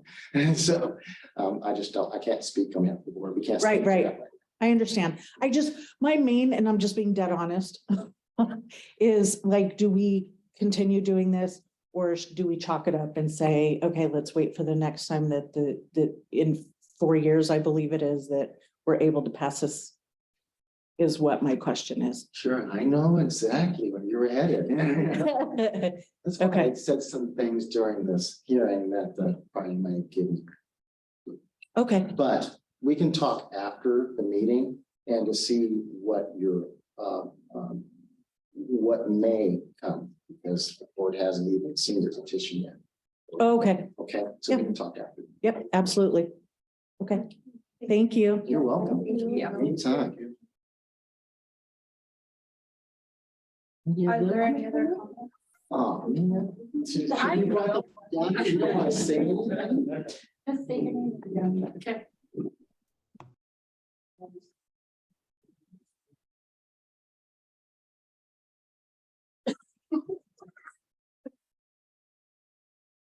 My name is Brooke Bennett. I am a licensed advanced esthetician in the state of Nevada.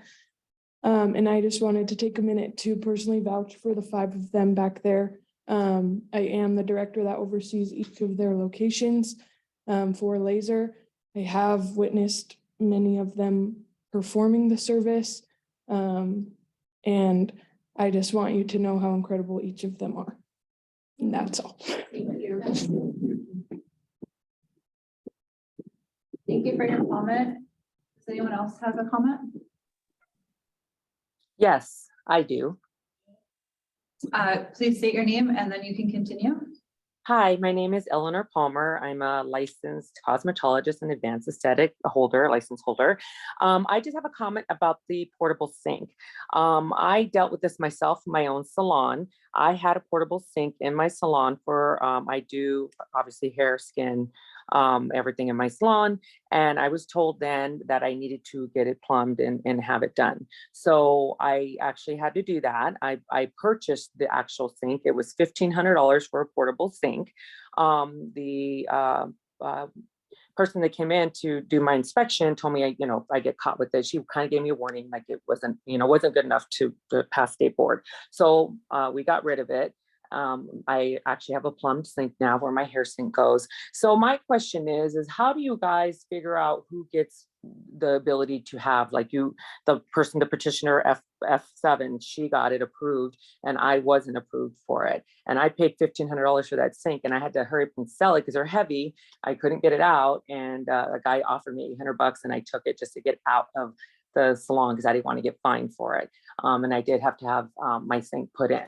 So I'm just curious how you guys come up with that. That's kind of my statement. And I know you can't comment on it, but I just think that's where I get the inconsistency from the board. Kind of drives me crazy a little bit because I hear one thing and then something else happens and somebody else gets okay for it and somebody else doesn't. So I just wanted to make that comment. Thank you. Yes, thank you for your comment. And if you do want an answer from board staff as far as compliance for your salon or where maybe that went wrong, you can staff as well. Oh, okay. Well, it's kind of too late at this point because I already sold it and I don't feel like going out and spending another $1,500. I'm out $800 for something that I was told. And now I'm being told, I guess you can have sinks now that are portable. And those sinks that you showed on her slide was the exact same sink I had, pretty much, minus it was for a hair sink, but it was the same thing. So. Okay, thank you. Mm-hmm. Are there any other comments? Hi, this is Countess Courtney, and I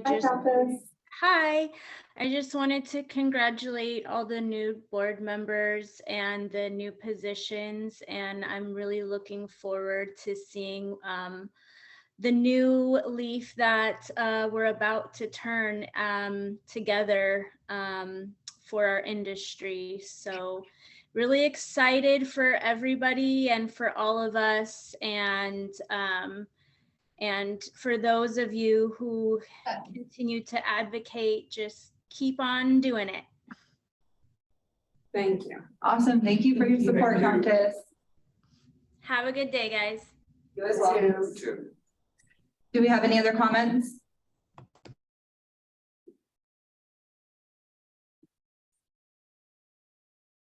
Are there any comments from the north? We have no comments in the Reno office. Thank you. Last call for comments. Okay. All right, we're going to close the comment section of the meeting. Are there any comments from board members today? This is board member Wolf and stay in compliance. Those are my comments. I love it. All right. Okay, then I think this brings us to the end of our meeting for today. We'll go ahead and adjourn today's meeting, July 10th, 2020. Oh, sorry. Forgot to watch this from Glenn. All right, can I make a motion to adjourn today's meeting, please? Yes. I make a motion to adjourn. Can I have a second? Board member Harris, I second that motion. All in favor? Aye. Any opposed? Motion carries. We need cue cards.